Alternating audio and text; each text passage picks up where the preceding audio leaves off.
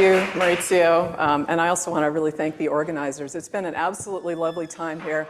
And I was just noticing it's actually 35 degrees in Ithaca too, so hey, it's exactly the same. So I also want to start out my talk with setting expectations realistically. And I'm doing what you're never supposed to do with a keynote address, and that is present work that's half-baked. Okay, so this is half-baked work. It's not done yet. You guys are going to help me finish it. And I also wanted to mention that I decided around 11 o'clock last night to change my talk entirely. This is a different talk. I would blame the pisco sours, except I didn't have any. So instead, I'm going to blame Maurizio because of an off-cam comment he says, well, I don't like decompositions. And my last talk was all about decomposition. So Maurizio, this is your fault if this is not a good talk. So what I want to present today is a little bit of work, some new work that's building on some older work that's really thinking about educational segregation by gender and its consequences for various labor market outcomes. This is some joint work I'm actually doing with Liu Pan, who is an undergraduate at Cornell. He is currently a sophomore. He is deciding between physics and sociology as his major. And I'm very much hoping that he goes for sociology. However, my probability expectation is exceedingly low. But he's an absolutely fabulous undergraduate who has been helping me with some of this research. Okay, so the first technical issue here.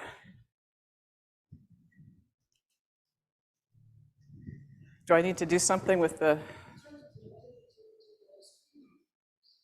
It should be. Which computer is, oh, there it is. Okay, so it's that one, not this one. Got it. So just to set the stage, I want to start out with a few social facts. They're probably going to be familiar with those of you who are somewhat familiar with the US labor market. This is a graph that's showing the extraordinarily slow integration of occupations by gender. So on the y-axis, we just have a very simple measure of index of dissimilarity. There are many, many, many ways that you can measure the extent to which men and women are unevenly distributed across occupations. I'm going to base a lot of the talk on the index of dissimilarity, mainly because it's very simple. I'll give you a formula about that later, but also because it's a measure that I find that you can actually explain to people who work outside of academia in a way that many of the others don't. But what this is essentially saying is that, well, this is really cool. It changed it into the European way, which means that I'm not going to be able to read the numbers and you guys are. I hope it didn't change everything else into Spanish, is just the key here. But essentially what this is saying is that among baccalaureate degree workers, so this is BA or higher degree workers in the dark blue line, in 1980, the index of dissimilarity is about 0.52, 0.53. Essentially what that's saying is that 53% of men would need to change into female-dominated occupations in order for all occupations to be integrated, or conversely, 53% of women would need to change into male-dominated occupations, right? So it's a symmetric measure. It ranges from 0 to 1. This graph happens to only go to 0.7, and it's essentially giving you an extent, a measure of the extent of the unevenness that there is. So a couple things to figure out about this graph. First of all, baccalaureate or higher degree workers tend to be less segregated occupationally in the labor market than the entire labor force, which is the dark gray and yellow lines up there at the top. And we also see younger workers tend to be less segregated than the full labor force as well, right? So I just have age 25 to 30 in the orange and the yellow bars, and then all workers in gray and BA or higher workers in blue. The other thing I want you to see, get out of this graph, is that there's very, very, very little change after 1990, right? So even though we know women's educational attainment has continued to acceleratingly exceed men, right? So women in the United States are now much more highly educated than men, particularly among the younger workers. We're not seeing this big change in occupational segregation. The second kind of social fact that I want to start with is the segregation of men and women across fields of study. So this is looking at only baccalaureate degree workers or higher, right? They're the only workers for whom it makes sense to talk about their field of study. And it's again, looking at trends over time, and I have two lines here. The orange line is all BA degree or higher workers, regardless of their age. And then the gray line is BA degree age 25 to 30. So again, those younger workers. What this is essentially saying, that you also notice that the graph starts in 2009 instead of 1980. This is because we don't have data prior to 2009 in the United States on field of study in these large nationally representative surveys.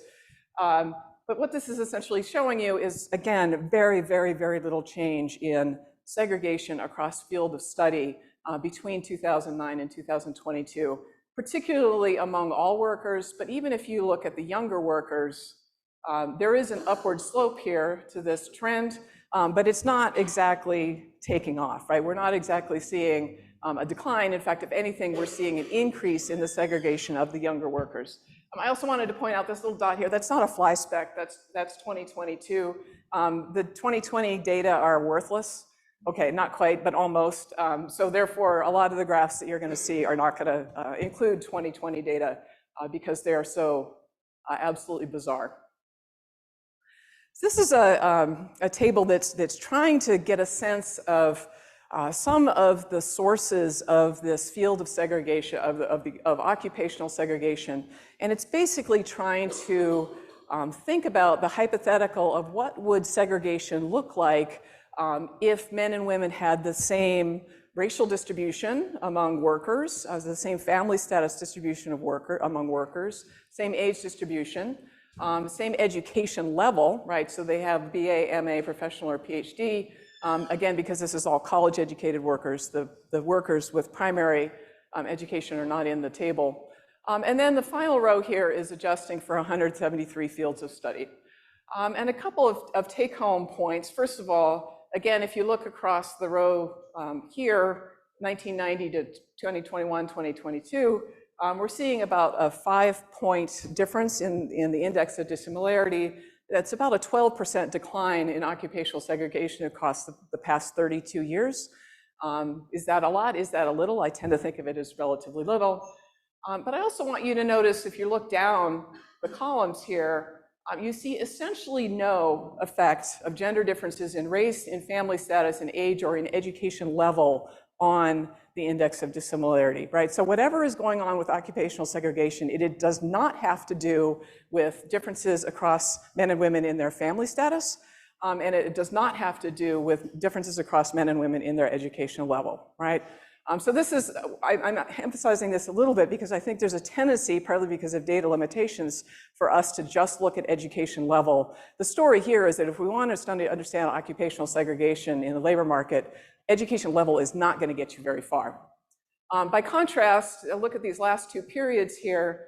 If we add in measures of field of study, 173 fields of study, you can basically explain a little bit less than half of the occupational segregation, right? So in 2010, field segregation accounts for about 46% of occupational segregation.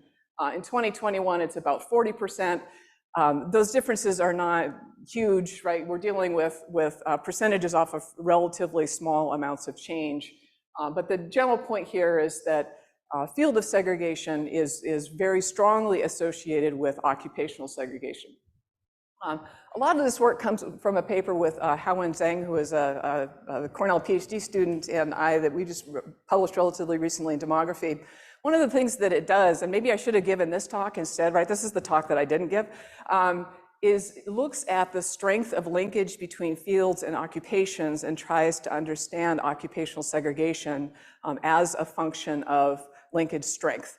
And the intuition here is that when you have a field of study that has a very strong linkage to a particular set of jobs in the labor market, you tend to get stronger compositional effects, right? So if men are dominated in that field of study, that also translates into men dominating in those occupations in the labor market. But you also get kind of this offsetting coefficient effect as if you want to think about it in standard decomposition terms, that essentially the women who are getting jobs in sort of a very highly male-dominated, high linkage field of study, like say mechanical engineering, they tend to enter fairly male-dominated occupations, right? So it's really trying to show this how linkage strength kind of plays into occupational segregation. But that's not the paper I'm going to give you today. I did want to actually show you a little bit of a sense. Now we're digging down into the level of fields of study. And I've just given you two examples of the 173. On the left-hand side, we have mechanical engineering, which is, of course, a male-dominated field of study. On the right-hand side, we have our favorite, sociology, because it's the best discipline there is. Wow. I thought at least the economist would have the good grace to laugh at that. Essentially, what it's showing you here is that even given the same degree, the men and women are getting slightly different, are taking slightly different jobs. So on the left-hand side, mechanical engineering, the pink here shape is basically showing you the distribution of the percent female in the occupations that our female mechanical engineering majors are taking. And then the blue is the male mechanical engineering graduates and what sorts of occupations they're taking. Basically, the men are more likely to, or the average proportion female of the occupation that the male mechanical engineering grads are taking is lower than the women, right? And then conversely here in sociology, there are men who graduate in sociology still in the United States, increasingly rare breed, but nonetheless there are some. But they tend to be taking male-dominated jobs more than the women who are graduating in sociology, right? Basically, this is telling you a story about within-field occupational segregation, right? That the men and women are taking slightly different jobs, even given the same degree. What I want to do in this study is ratchet down the level of analysis yet further. It's a kind of a story of my career. Mauricio alluded to my work on class structure. I started out thinking about like big classes and then went to meso classes and then micro classes. Here I started out my career talking about big education levels, and now I'm going to field, and now I'm going to go drill down even further to the level of segregation of men and women across courses, across actual classes in one university that I happen to know quite well. But I also want to put gender segregation in the context of other forms of segregation across other status dimensions. And I think that'll become clearer here in a second. So first of all, what do I mean by course segregation? Basically, I want to look at the uneven distribution of men and women across courses. What classes are they taking after adjusting and before adjusting for major choice, right? We know that majors are going to be driving a lot of the courses that students are taking, but students, at least in the American context, still have quite a lot of choice about what courses they take, even beyond their major. So why should we care about course segregation?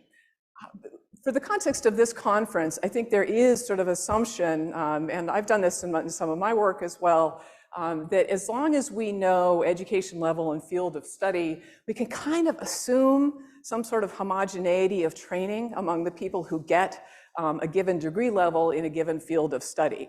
What this is saying is the course segregation question is really saying, well, how warranted is that assumption? Is it the case that the men who are getting mechanical engineering degrees and the women who are getting mechanical engineering degrees are actually taking the same courses beyond what they need for to fulfill their degree requirements? So there's kind of this idea that courses are the actual site of training and skill development that we tend to build into our models of gender inequality in labor markets in very explicit ways. And if we find a lot of segregation of students across courses, it implies that they may not actually be learning the same thing. They may not be coming out of college with the same knowledge and skills, even given their degree level and their major. So there's also a broader sociological background here that I wanted to just kind of put in a pitch for, partly so I've noticed that lots of people have put citations to work in the 2020s and whatnot. I decided to take the absolute opposite tack and show you who was first doing this stuff, right? So there's this intergroup contact hypothesis. It's often associated with Gordon Allport. It's often associated with Tom Pettigrew, but Robin Williams Jr., who is a sociologist at Cornell, actually got there 20 years earlier. The idea here is that if under certain conditions, the conditions being where you have relatively low in-group hierarchical status orders, where you have a common task, where you have some sort of rules of engagement The contact between members of different ethnic groups, which is what Robin Williams was most interested in, can lead to greater tolerance between those members of the different ethnic groups, right? So this is the intergroup contact hypothesis, basically trying to think about the context of small group settings. Arguably, classrooms can be those small group settings where you would tend to have social benefits to increasing contact across groups that are very different from each other demographically. We also know there's a vast literature starting with Jim Coleman in 1966 that is looking at how the composition, the demographic composition, class composition, racial composition, so forth of your peers, and including those who are in your classroom, affect your own learning outcomes, right? So we might think about, we might be interested in the extent to which classes are homogeneous with respect to some dimension, whether it's race or gender or international status, because it affects the learning of everybody in those classes, right? That's the argument that people put forth. There's also a literature, and it comes out of the organization's work, and Rosabeth Moth Cancer in 1977, was really talking about the harms of being a token, as she put it. That's kind of old-fashioned language at this point, but basically being the only one of a particular demographic group can be extraordinarily harmful to that person's career, to inter-organizational dynamics and so forth. Idea, again, coming out of Rosabeth Moth Cancer's work. And then, of course, more recently, there's this vast discussion going on, particularly in the United States, about the role of universities in perpetuating inequalities of various sorts, but possibly also mitigating inequalities of various sorts. You see this especially in the conversation right now in the United States about the end of race-conscious admissions, which is just this last summer in the Supreme Court decision, right? So lots of reasons why we might care about diversity in the classroom. So then we might ask, well, why might students be segregated across courses? And I could kind of, sociologists are really good about telling stories after the fact, and I'm going to do that here, right? This is an exercise in storytelling. And I'm going to give you 6 reasons, I think, here. One of which is simply spillover from academic tracking in high schools, right? So we know that men and women tend to take different courses in high school. Different racial groups tend to take different courses, even if they're on the college prep track. Like Liu Pan, my co-author, I'm sure took advanced physics in high school. But somebody else who went to Cornell may not have taken advanced physics in high school. And that's, of course, linked in part to social class and what sorts of classes are available to you in your high school. But nonetheless, we might think that if students are coming into college with different levels of, say, math or science preparation, they're going to be segregated into different courses in college as well. So that's sort of a straightforward spillover effect from academic tracking in high school. We might also think that there are real group-linked interests in content. So on occasion, I teach a course on gender inequality. I can say that the gender balance in a course on gender inequality is probably 85% women and 15% men at best. And it's because men don't have a gender, right? It's only women who have a gender, and so therefore they're the only ones who are interested in a course on gender inequality. I'm being facetious again, but the point here is that there are demographically linked differences in interests, and in a high choice environment where students can choose their classes, they're going to affect to courses that are of interest to them, right? And so that could create demographic segregation across courses simply by virtue of these prior differences in interests and tastes. We also know, I'm being a little bit naive perhaps about how it is that students choose courses and thinking that they might choose courses that they need to take or that they're interested in. We also know that students choose courses because their friends are in courses, right?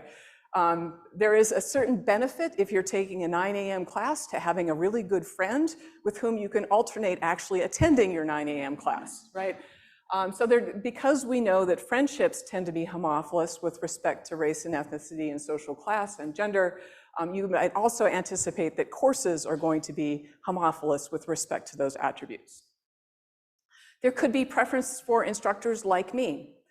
So particularly students from racialized minority backgrounds or sexual orientation minority backgrounds might want to take classes from professors who they think understand their life experiences, right? So there could be some sort of a segregation effect that's going on because of preference for particular sorts of instructors. It could be that there's segregation that occurs because some demographic groups, for example, women may feel less welcome in STEM courses. They may feel like it's a chilly climate for them. They may want to just avoid this place where they're feeling like they're not welcome, right? So, and that will also tend to create demographic segregation. And there could be this avoidance of being the only one, the token, if you will. So it could be that students feel if they're the only member of, say, a racialized minority group or a gender group, that they have to kind of represent their entire group. That's a very, very stressful situation for students. So they may choose to sort of opt out of those courses where they find themselves the token simply because that's such an uncomfortable position to be in. Here we might make a distinction between a visible status, or what Cecilia Ridge may call a master status, and more of an invisible status. And here I'm thinking about gender presentation and racial presentation tend to be much more visible things than whether you're a domestic or an international student or whether you come from a very wealthy background or a less wealthy background. I'm not saying that those other things are completely invisible, but it takes a little while, particularly when you're talking about college students who all tend to dress in sweatpants anyway, right? That the class cues are not necessarily all that strong, at least to begin with, right? So we might think that there's more avoidance of being a token on the dimensions of gender or race than there would be on class and domestic versus international status. So now that I've gone through this big story, I'm going to do absolutely none of those things, right? And the reason why is because I can't. I'll talk about a little bit more what I can and can't do with the data here in a second.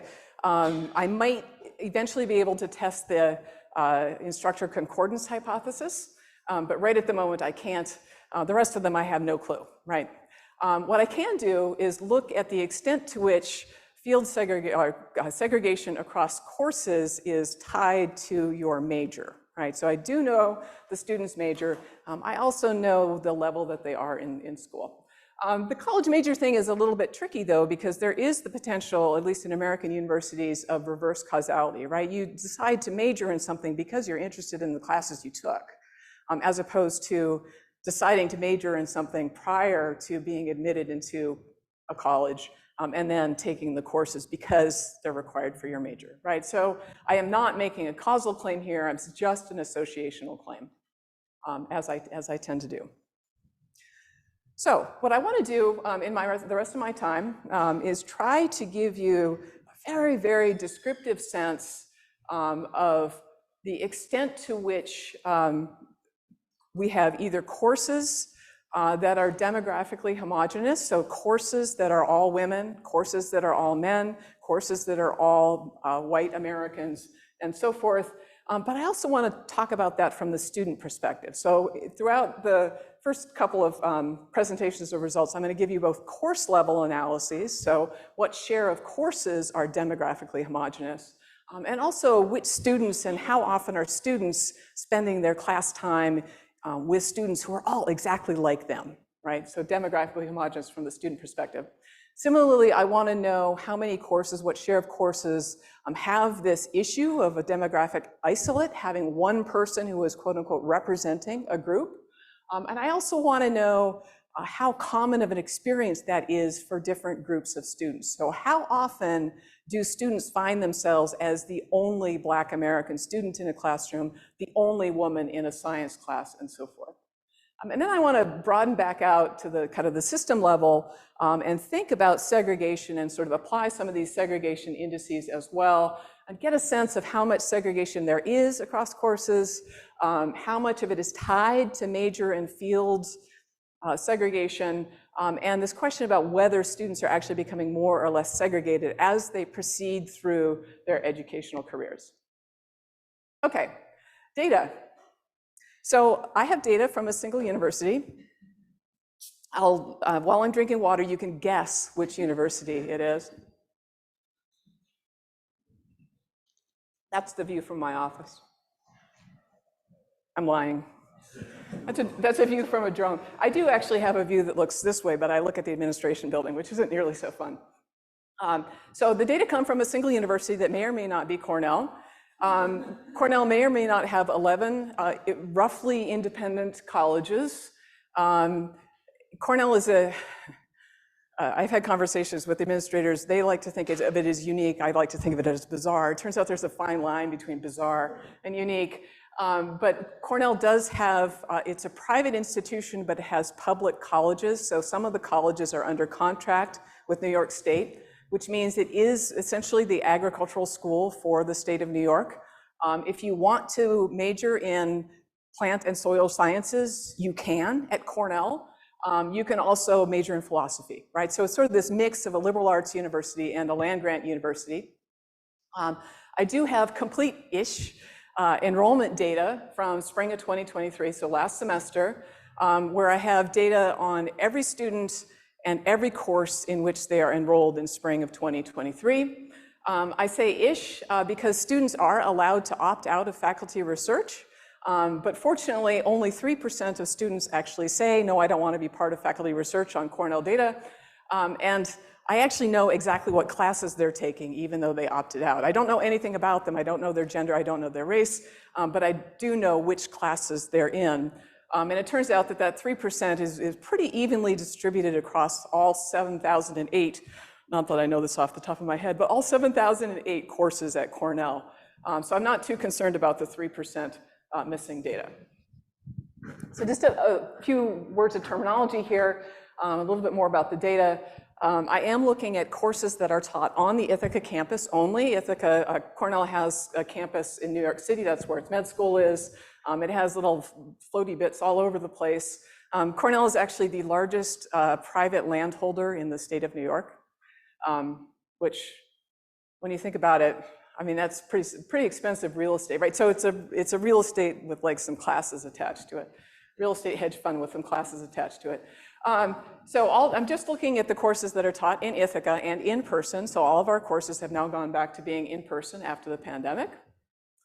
I am treating what we call secondary components as if they are different classes. So at Cornell, it's very common for students to take a large lecture and then to have discussion sections that go along with it.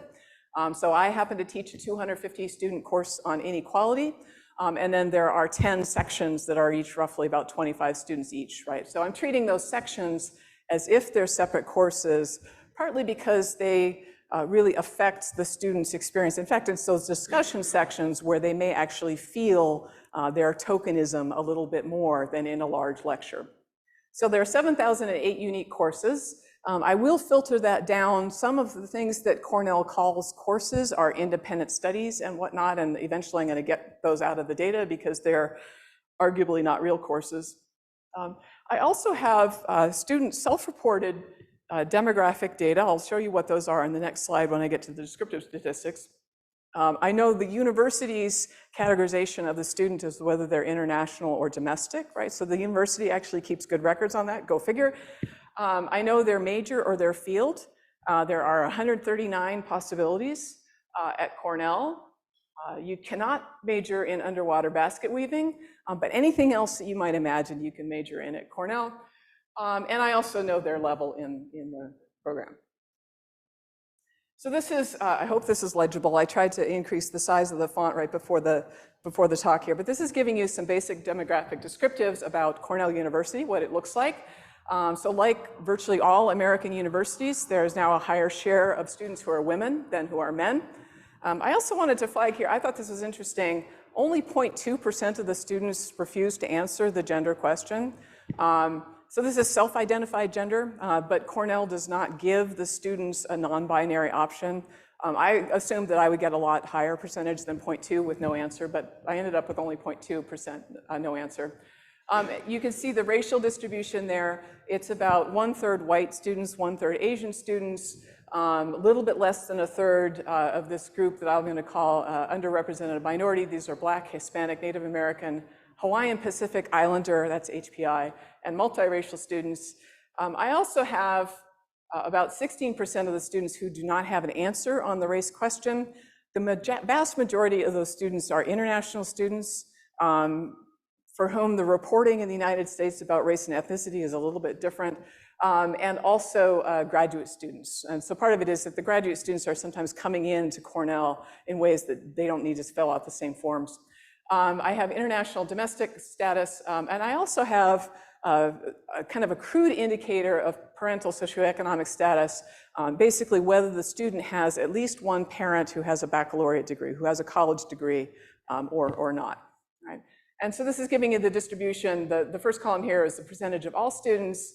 The second column is the percentage of undergraduates. The undergraduates tend to be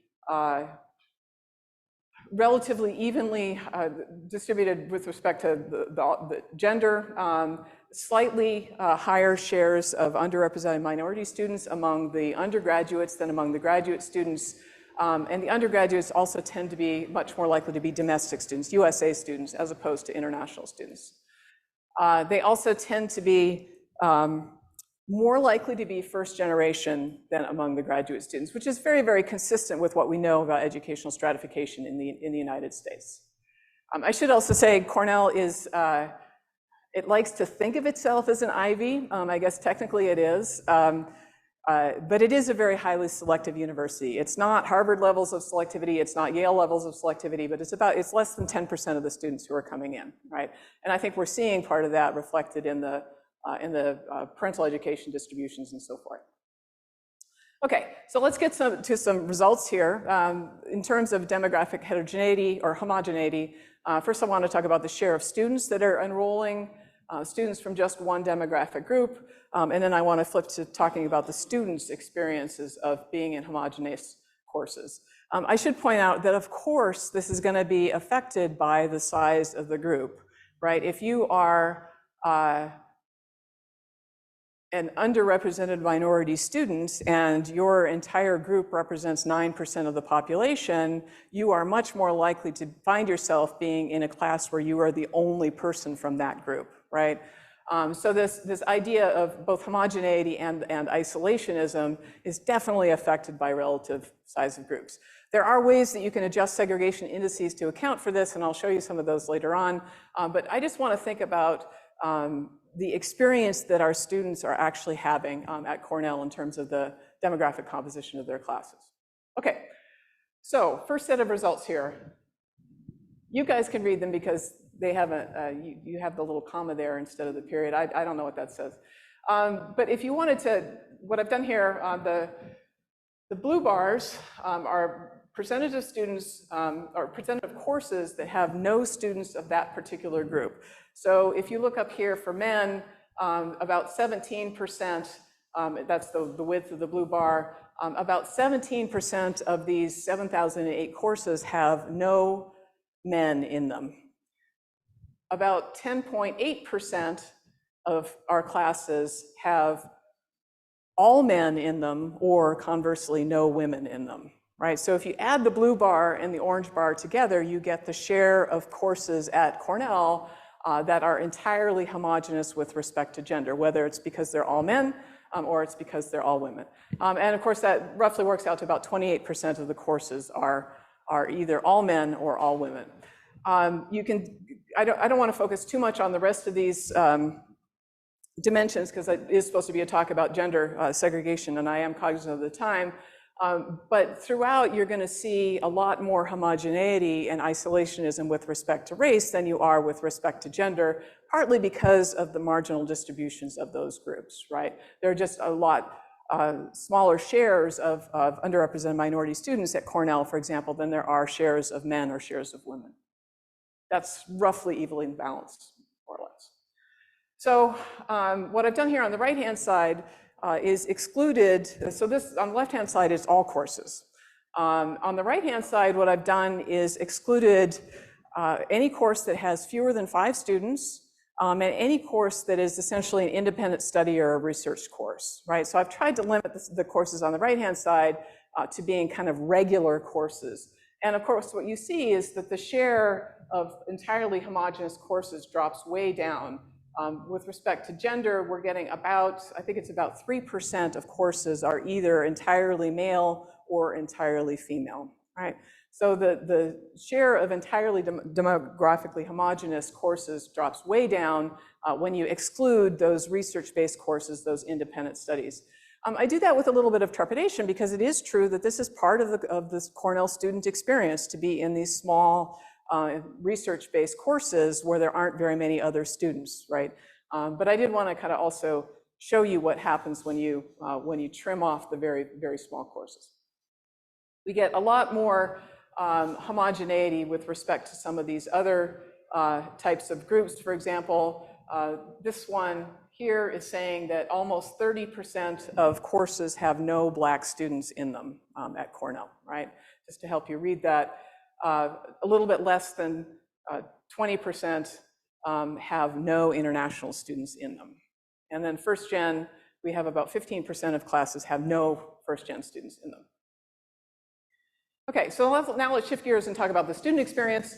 The interpretation here is taking the student perspective. What this is saying is that 4.8% of men have at least one of their courses in which all of the students are men, right? So 4.8, a little bit less than 5% of our men are taking at least one course where there's nothing but men. And about 9% of women are taking courses where it's all women in the course, okay? Again, this is all types of students, regardless of the type of course that they're taking. There are about 22,617 students, more or less, at Cornell. If we trim that down, again, now I'm getting rid of these research courses and these small independent courses. You can see how this changed. First of all, notice the scale here, but we're essentially seeing a decline for both men and women in the share of students who are in these entirely homogeneous courses. However, there's still some, right? So we still have about 2% of our men, 3% of our women, more or less, are still taking at least one class that's more than 5 students where it's all women or it's all men, okay? So what about this experience of isolation, which Rosabeth Moss-Cantor, among other people, have told us is perhaps especially consequential for the students? Again, I want to give you a little bit of data about the courses and then talk about the share of students who have at least one course in which they are a demographic isolate. So here, I've given you a little bit of, I changed the key on you a little bit. Perhaps I should have chosen different colors. Here, the blue indicates the numeric majority at the university. So women are the numeric majority at Cornell University. Men are the numeric minority at Cornell University. And essentially what this is saying is that 16% of courses have just one man in it, and 18% have just one woman in them. All right, so again, we're seeing that there are quite a few courses at Cornell where there is at least somebody who is having this experience of being a demographic isolate with respect to one dimension, right?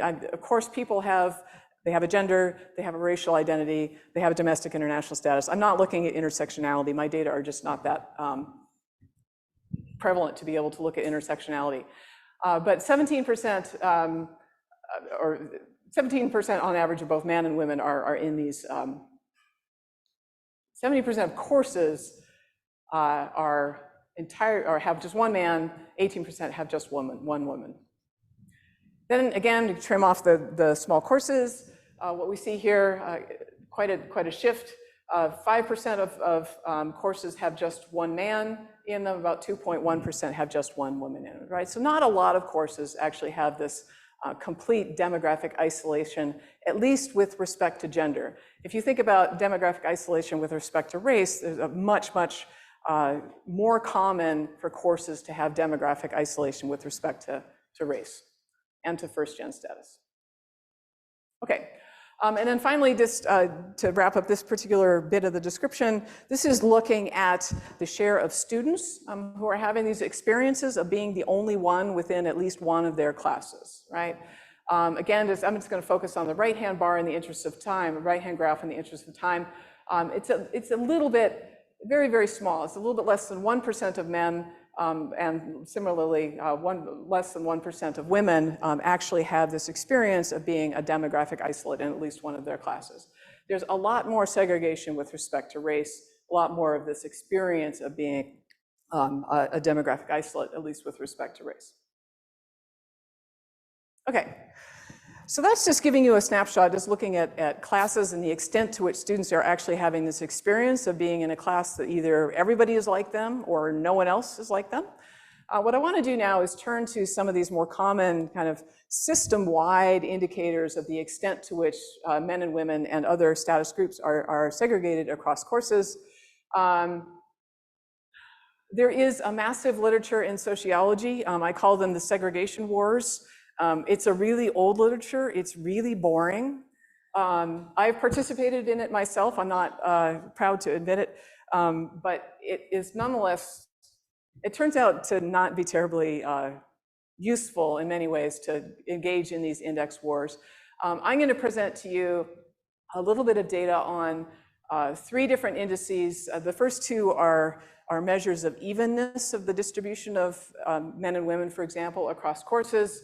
The final one here is more a measure of exposure. The final one is asymmetric, right? So if a white student's probability of being in a classroom with a black student is different from a black student's probability of being in a course with a white student, right? Because they're different size groups. If the groups were the same size, we wouldn't have that issue. But this is, so basically just ways to think about and characterize the overall level of segregation across courses. I do want to say that there's a little bit of a complexity here. Anybody who's worked with segregation indices knows that when you start to have a lot of really small units and not a lot of people, you basically get this problem where noise aggregates up and creates this appearance of segregation that doesn't actually exist. Or it does exist, but it's basically driven by random allocation. D is particularly susceptible to this problem of small unit bias. So there are fancy ways to deal with this problem, and then there's the unsophisticated way to deal with this problem. I chose the unsophisticated way to deal with this problem. And basically, I ran 1,000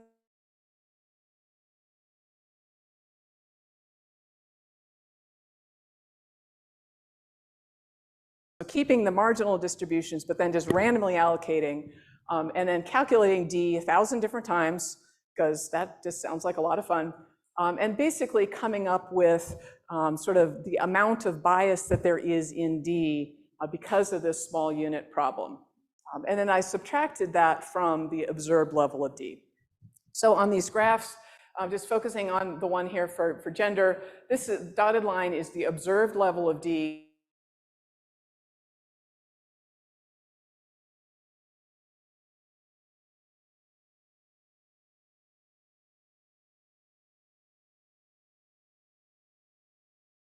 is the hypothetical level of D that you would see under random alone, right? It actually turns out the bias adjustment for gender is not as extreme as the bias adjustment for, say, race. This is underrepresented minority versus white segregation.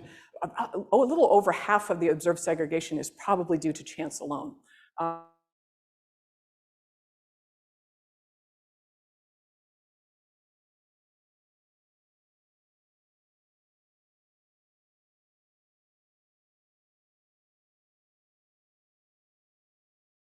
Who want to study that form of segregation. You want on this right-hand column, and essentially what this is saying is that 14.3% of the male students would need to change into a female-dominated course in order for all courses to have the same gender representation. Or conversely, again, it's a symmetric measure, so you could say that 14.3% of women need to move into male-dominated courses, right? It's giving you a sense of the overall level of segregation. The level of gender segregation is actually fairly comparable with a lot of the measures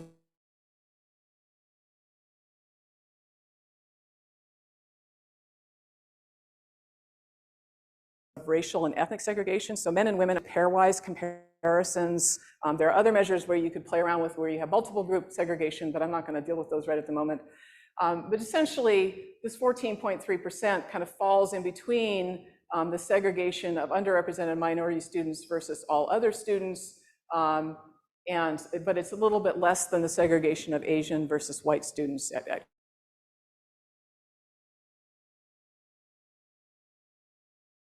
Cornell. So if you're thinking about, if there's one dimension of segregation at Cornell that really stands out, it's the segregation of domestic students from international students.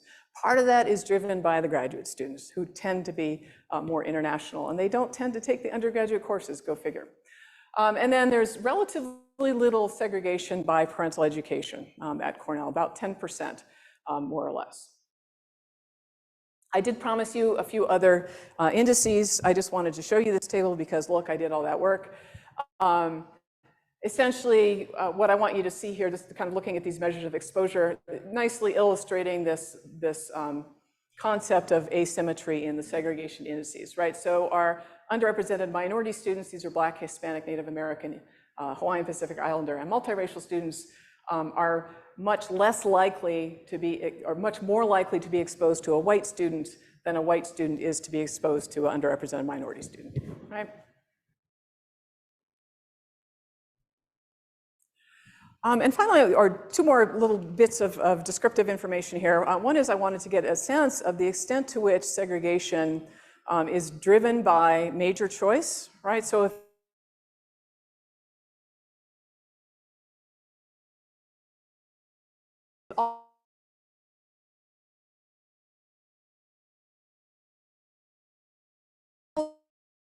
driven by major choice, then maybe our indicators of field of study that we have popularized by demographer Mark Fawcett in 2017, who unfortunately recently passed away. Basically, he figured out, he was advocating for moving the study of segregation indices, which is typically done with aggregate level data, to an individual level model. And the benefit of that is that you can then stick it in a very familiar regression framework, and you do all sorts of decompositions, which Mauricio hates, and so forth. But essentially what I'm doing here, I'm just going to focus on D in the interest of time and simplicity. Essentially, I'm creating an individual level measure of whether a person is in a male-dominated field or course or not. That's the flag. And then I'm running a very simple linear probability model where I'm regressing that flag indicator of whether the person is in a segregated field of study, segregated course or not. So I have to ratchet my own discussion down levels. On regressing that on a group indicator, so whether they're male or not, but you can also control for other sorts of variables in this regression context. And so that's the beauty of the method, is that you can then recover D under the assumption of an even distribution of, say, men and women across majors, across racial and ethnic groups, and so forth.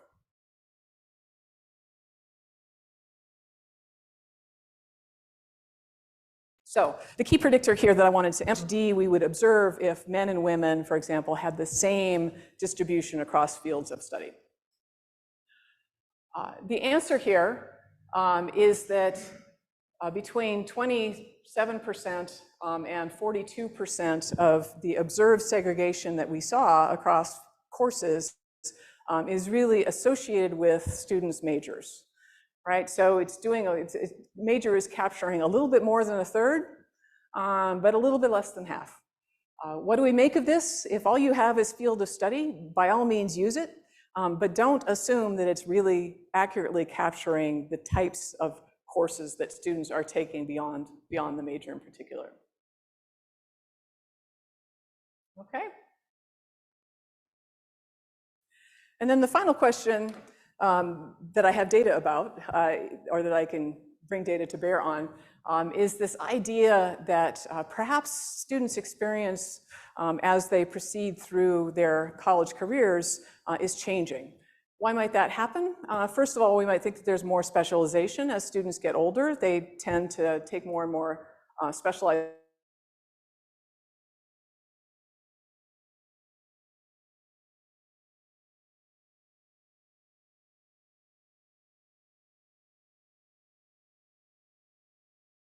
the extent that you have gender segregation across majors early on. You could have the situation where when they first arrive at university, they tend to make friends with whoever they're roommates with. But then eventually they start to kind of sort into friendship groups that are themselves homophilous. And because they tend to take courses with their friends, that could create more segregation as the students age and so forth. The alternative here is that students procrastinate their gen ed requirements. As somebody who teaches a lower division sociology course that satisfies a gen ed requirement, I can say that that happens quite a lot. I have, out of those 250 students, I'm gonna have quite a few seniors who should not be in the class, but nonetheless, they need to fill a gen ed distribution requirement in the social sciences. And for whatever reason, they procrastinated. I don't understand why. But you could also have, unfortunately, the situation where the more advanced courses, because they tend to be smaller, they're also gonna have more noise in D. So this is the last graph that I'm going to show you here. You can focus if you want on the gender side of things. The left-hand column is all students, so this is a very familiar number at this point. The second one is just looking at undergraduates, first year, sophomore, junior, senior, graduate students, and then professional students. I hesitate to use a causal arrow in an audience that has economists in it, but you can think about this as a sort of a crude linear slope coefficient. It is showing, at least in the unadjusted D, some increase in segregation as the students age. But then when you do this trick of adjusting for D or adjusting for the noise in D, that pretty much wipes out, right? So I can't make a strong conclusion that, in fact, students are becoming more segregated as they age, because it doesn't seem to still obtain once I do this adjustment for random noise. Okay. So just a summary of the results. I've thrown a lot of graphs at you just to kind of give you a big picture here. About 28% of all courses, 3% of non-research courses of 5 or more students have either no men or no women, right? So it tends to be that demographic homogeneity is really happening in those very small research-focused courses. We have about 10% of students have the experience of being a gender isolate, but again, that drops way down when you kind of exclude the very small courses. And then we have these overall measures of segregation. About 14% of women would need to change to a male-dominated class to fully integrate all classes. I think there's a methodological lesson here, and that is, if you study segregation, you need to pay attention to the small unit bias. At least in the occupational segregation world in which I typically operate, we ignore it. The residential segregation people are much better about it. We tend to ignore it. I'm saying we shouldn't. A lot of about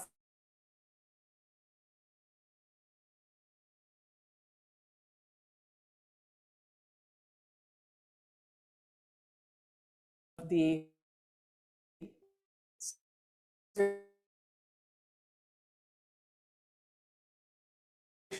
men and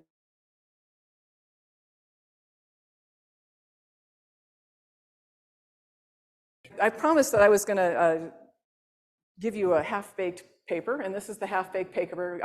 The half-bakedness is all here in the details about what the next steps are. One of the things that I can do, I have actually 5 snapshots of data throughout the semester, and I can look at students and their actual decisions about whether to stay in or transfer out of a class.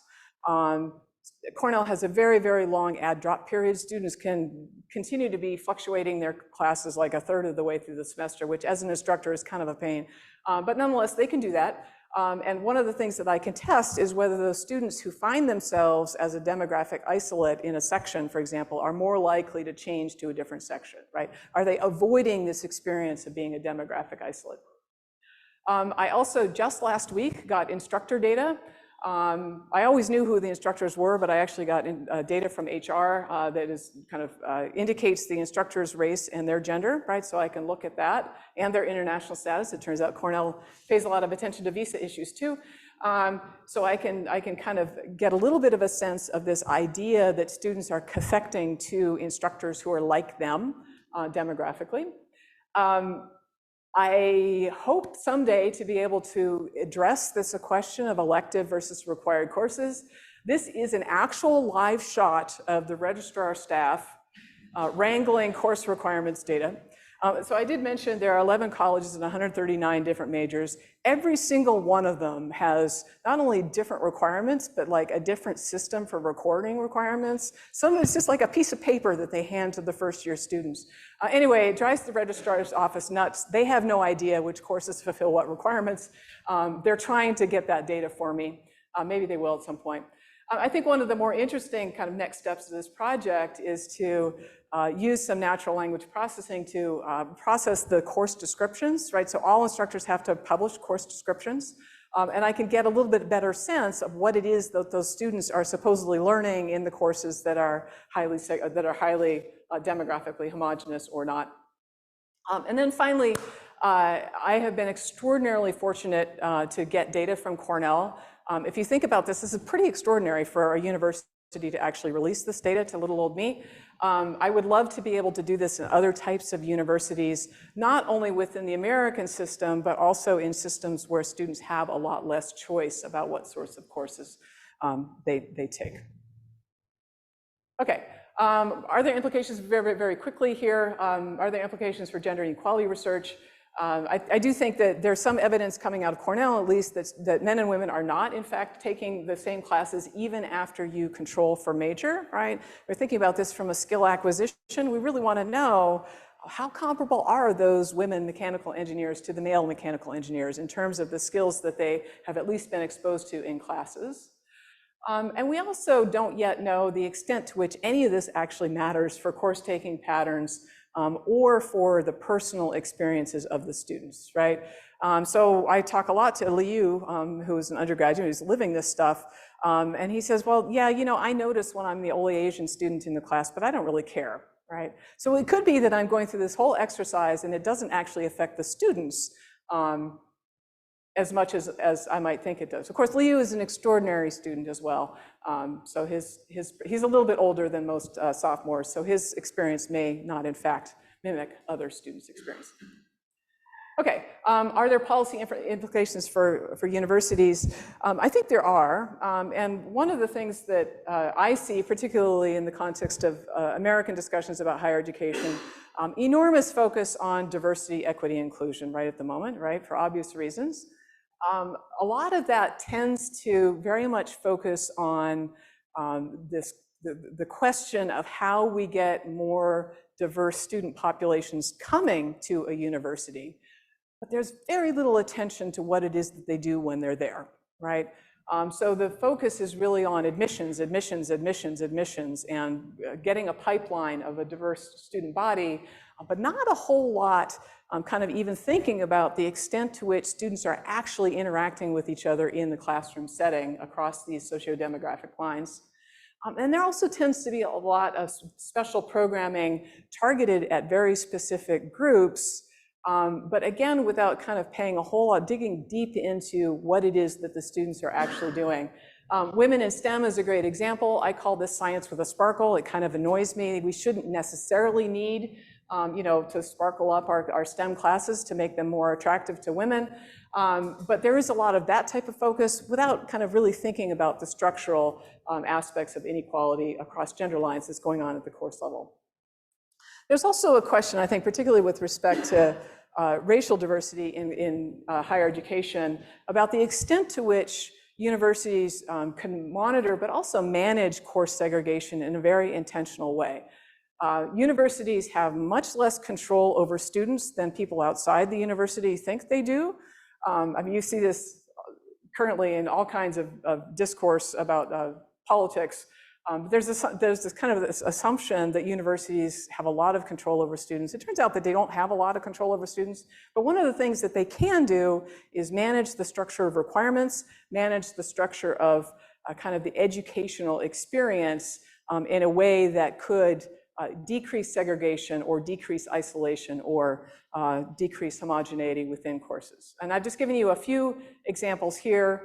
If it is the case that students are much more likely to be exposed to students who are different from them in the gen ed requirements, make more gen ed requirements, right? It's a very unpopular take. The pressure is always toward more and more and more specialization, but universities could say, no, instead of taking 10 courses outside your major, you have to take 20 courses outside your major. It would be unpopular, but they could do it. We could disincentivize double majoring, right? If majors are one of the reasons why students are kind of segregating into courses, you could say, well, you can have one major, but after that, you can't have more than one major. You can also do more strategic course enrollment.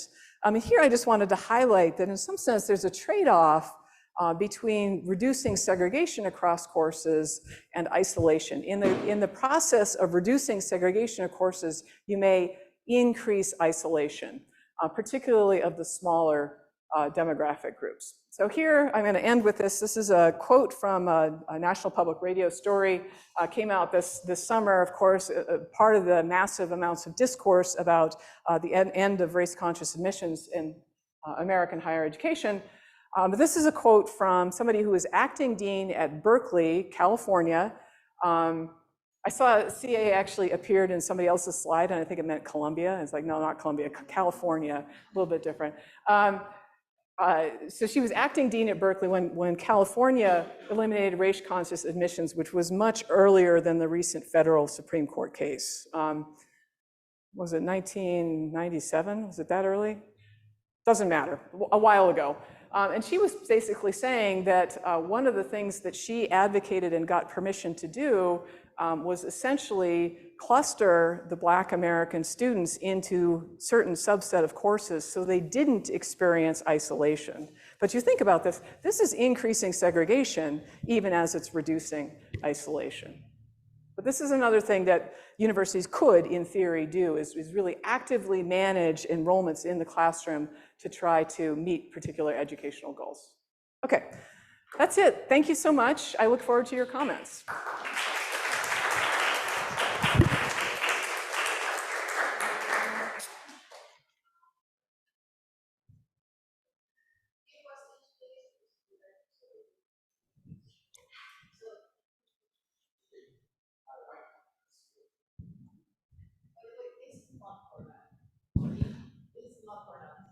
This is Oxford, yeah. Hi. So very interesting data and findings. So my guess is that one very simple policy to decrease would be increase the number of students per class. Right, that's probabilistically that would reduce the likelihood of being isolated. So that seems like you may have an important trade-off there with the quality of the instruction, right?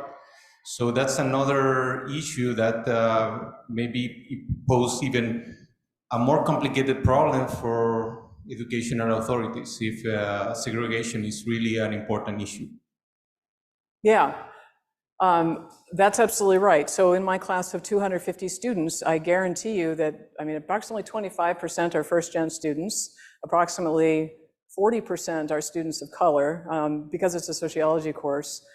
There are very few men. Men are actually becoming the minority group within a sociology of inequality course.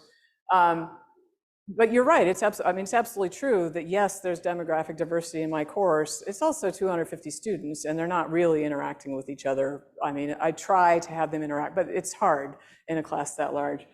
So I think you're absolutely right. That's another trade-off that I think universities really need to think about. I mean, my suspicion in the American context in particular, universities are graded by the number of small classes that they have, right? So there's a huge pressure not to just increase class sizes because that will damage their US News and World Report's ranking, right? Which, I mean, administrators, they never admit to caring about that, but then whenever Cornell goes up like half a point on, yay, you know, but yeah, you're absolutely right that the large courses are going to be more diverse, but have other trade-offs for sure, yeah.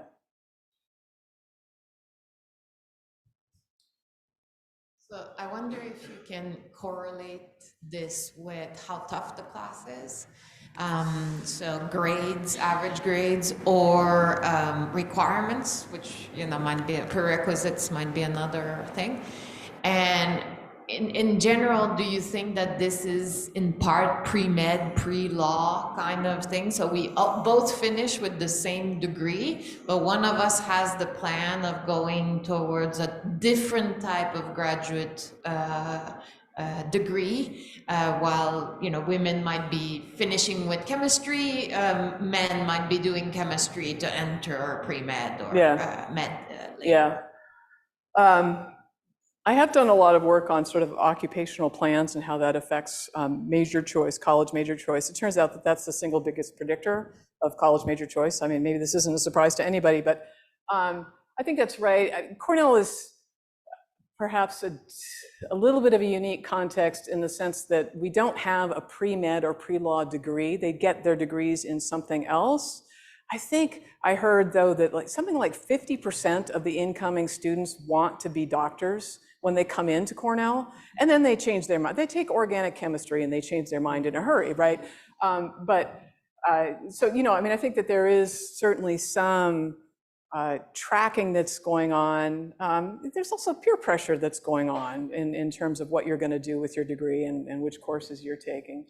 I could get at that. I think the course descriptions and the natural language processing, I'm actually a little bit less skeptical that I'm ever going to get anything useful out of the registrar's office in terms of the fulfilling requirements, because it's such a mess of a data. I mean, it's really astonishing how bad it is. They've been delightful, but you know, but yes, you're absolutely right that what I don't have here is the students' occupational plans and what they're intending to do even after Cornell. Some of them are going to go on, some of them are not, you know, and I can't tell the difference. Maurizio.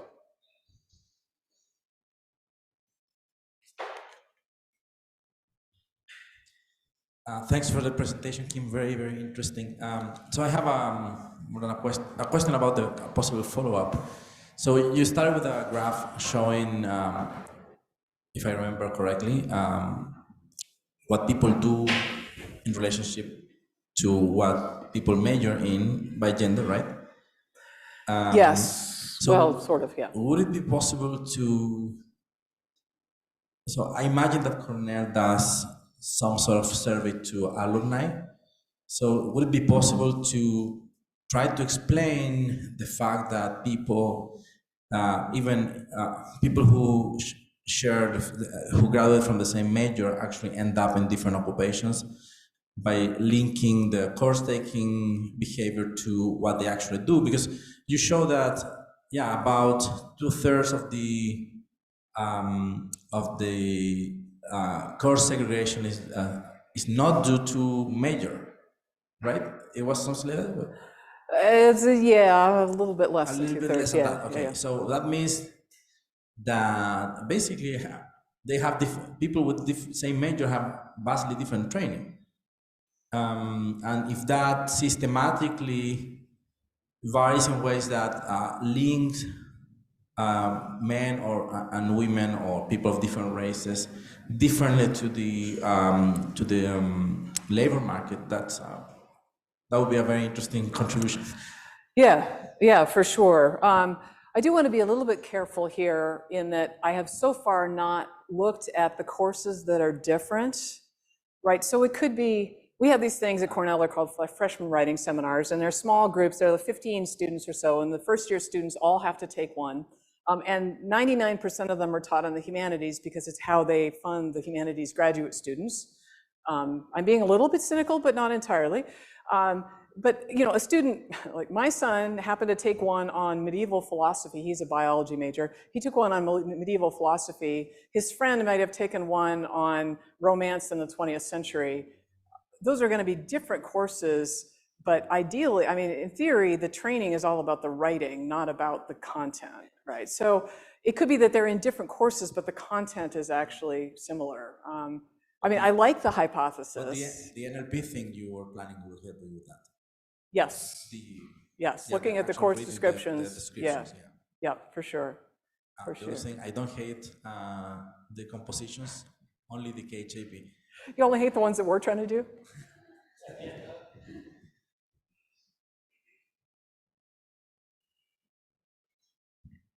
Thank you so much. It was really, really interesting. So first I wanted to ask if you could tell us a little bit more about the small courses, because it seems like that's a huge effect happening there.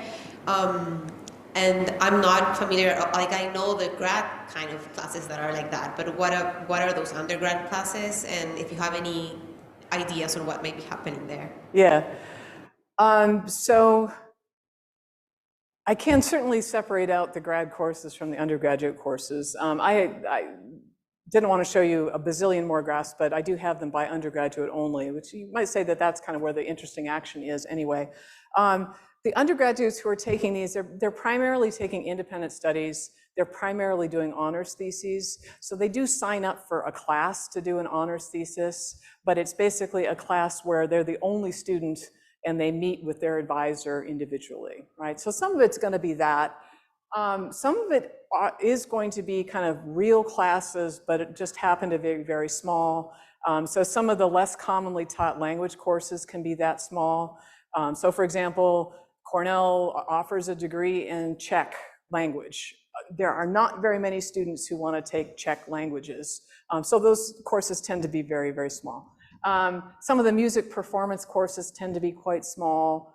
Art studio courses can be that way. So, in some sense, they are spaces where students are interacting, but they're kind of not the same as a course where somebody is standing up and saying, well, hey, what did you think about Marx's theory of capital, whatever. I mean, we don't do that in America, but if we did, right?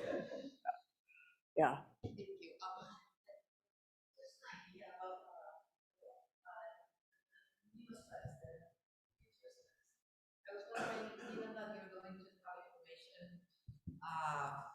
About teachers, right? About instructors. Yeah. I am in the data. Yeah. Yeah. So essentially, you can test like several hypotheses, which are very, like mainstream in terms of explaining the leaky pipeline, for instance. Yeah, I'm saying the Chile climate hypothesis, and that route basically seems very, fruitful for the future research. Yeah. Cornell has already agreed to allow me to track the same students over time, so I can actually get data to see whether experiences as being an isolate, for example, reduce the probability that they stay within STEM. So I can test that eventually. It'll take a while for that spring 2023 cohort to kind of move through. The good news is that nobody flunks out of Cornell, so. Or the bad news is nobody flunks out. Somebody asked me a question about grades, by the way. So the grading, we spend a lot of time at Cornell grading, but you might as well just like all the humanities, everybody gets an A. All the social sciences, everybody gets an A- or B+, and all the STEM fields, everybody gets a C, right? So, we could save a lot of time and effort by just doing that, yeah. And economics, everybody flunks. I'm kidding.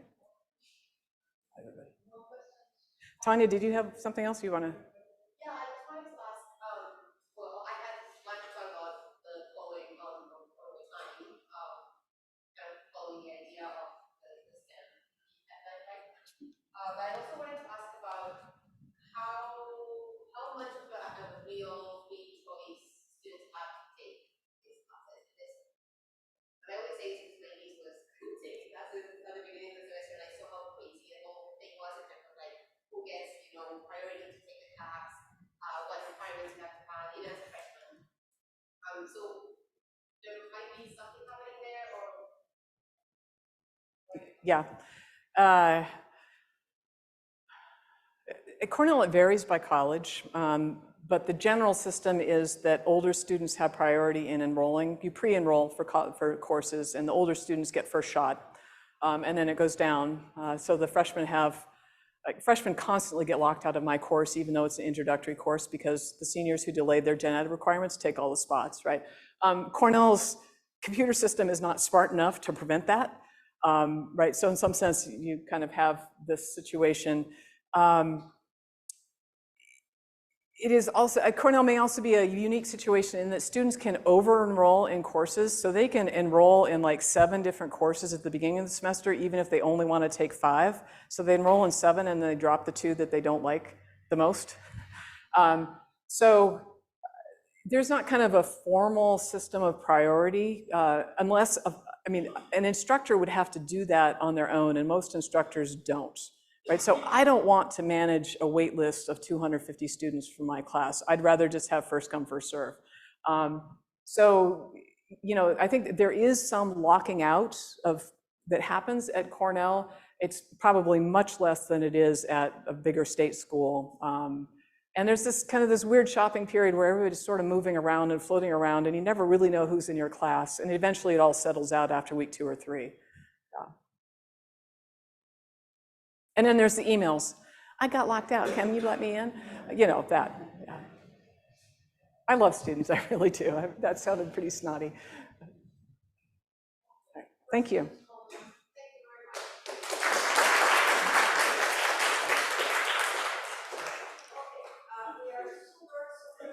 Sorry. Vamos a empezar el panel, gracias por quedarse, sé que estamos todos cansados. Esta parte es en español, pero bueno, Ana habla español, así que no hay problema. Y la idea es un poquito pasar a políticas públicas y pensar en políticas públicas, parte de lo que hemos discutido, parte de lo que nos mueve en investigación. Y por lo tanto tengo un panel súper destacado, les agradezco muchísimo el tiempo, el esfuerzo de estar acá. Así que, bueno, primero voy a empezar desde allá. Tenemos a Nicolás Rato, que es el jefe del Departamento de Intermediación y Prospección Laboral del Ministerio del Trabajo. Muchas gracias, Nicolás. A la derecha mío está Rodrigo Krell, que es el secretario ejecutivo de la Comisión Nacional de Productividad. ¿Cierto? Eso, evaluación y productividad, y te van a agregar después quizás algo más. Y al lado izquierdo tengo a Marcela Perticará, que es la directora del Departamento de Economía de la Universidad Diego Portales, la presidenta de la Sociedad de Economía de Chile, hasta ahora, y ha tenido, también, y ex miembro de la Comisión de Prospección Laboral, donde también participamos Rodrigo y yo. En principio, la idea es un poco que nos cuenten ustedes cómo ven el mercado laboral actual en Chile, en el mundo. En particular, nosotros tenemos más información del mercado laboral en Chile. Y quizás sería interesante comenzar con una impresión de todos y aprovechar la instancia en que Nicolás nos puede contar la Estrategia Nacional de Prospección Laboral, que se lanzó hace un poco y que ya es un trabajo de un tiempo. Habemos acá varios miembros y que hace, digamos, palpable algo que todos creemos que era necesario, pero en general darle gobernanza y que esto funcione ya es un paso. Entonces, o quizás podemos empezar por la estrategia y luego nosotros reaccionamos un poco, más allá de que muchos ya hemos dado nuestro input, y los desafíos que se vienen, que es lo que a mí me parece interesante. De esto, bueno, cómo avanzamos, qué hacemos, etcétera. Entonces, gracias.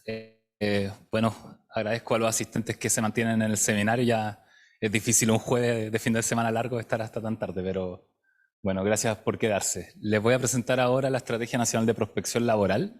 Se publicó en noviembre del 2023 en el diario oficial, el decreto 110, un decreto del Ministerio del Trabajo, y lo coordinamos desde un espacio bastante novedoso que está en el Ministerio del Trabajo, que se llama División de Políticas de Empleo, que es una división que lo que hace es que viene a ordenar lo que funcionaba dentro, que era muy disperso en el sentido que, por un lado, había un sistema de intermediación, que es la Bolsa Nacional de Empleo, por otro, había programas de emergencia del empleo, que básicamente es trabajo directo que genera el Estado en ciertos sectores o localidades donde no hay demanda laboral suficiente para satisfacer los requerimientos de las personas.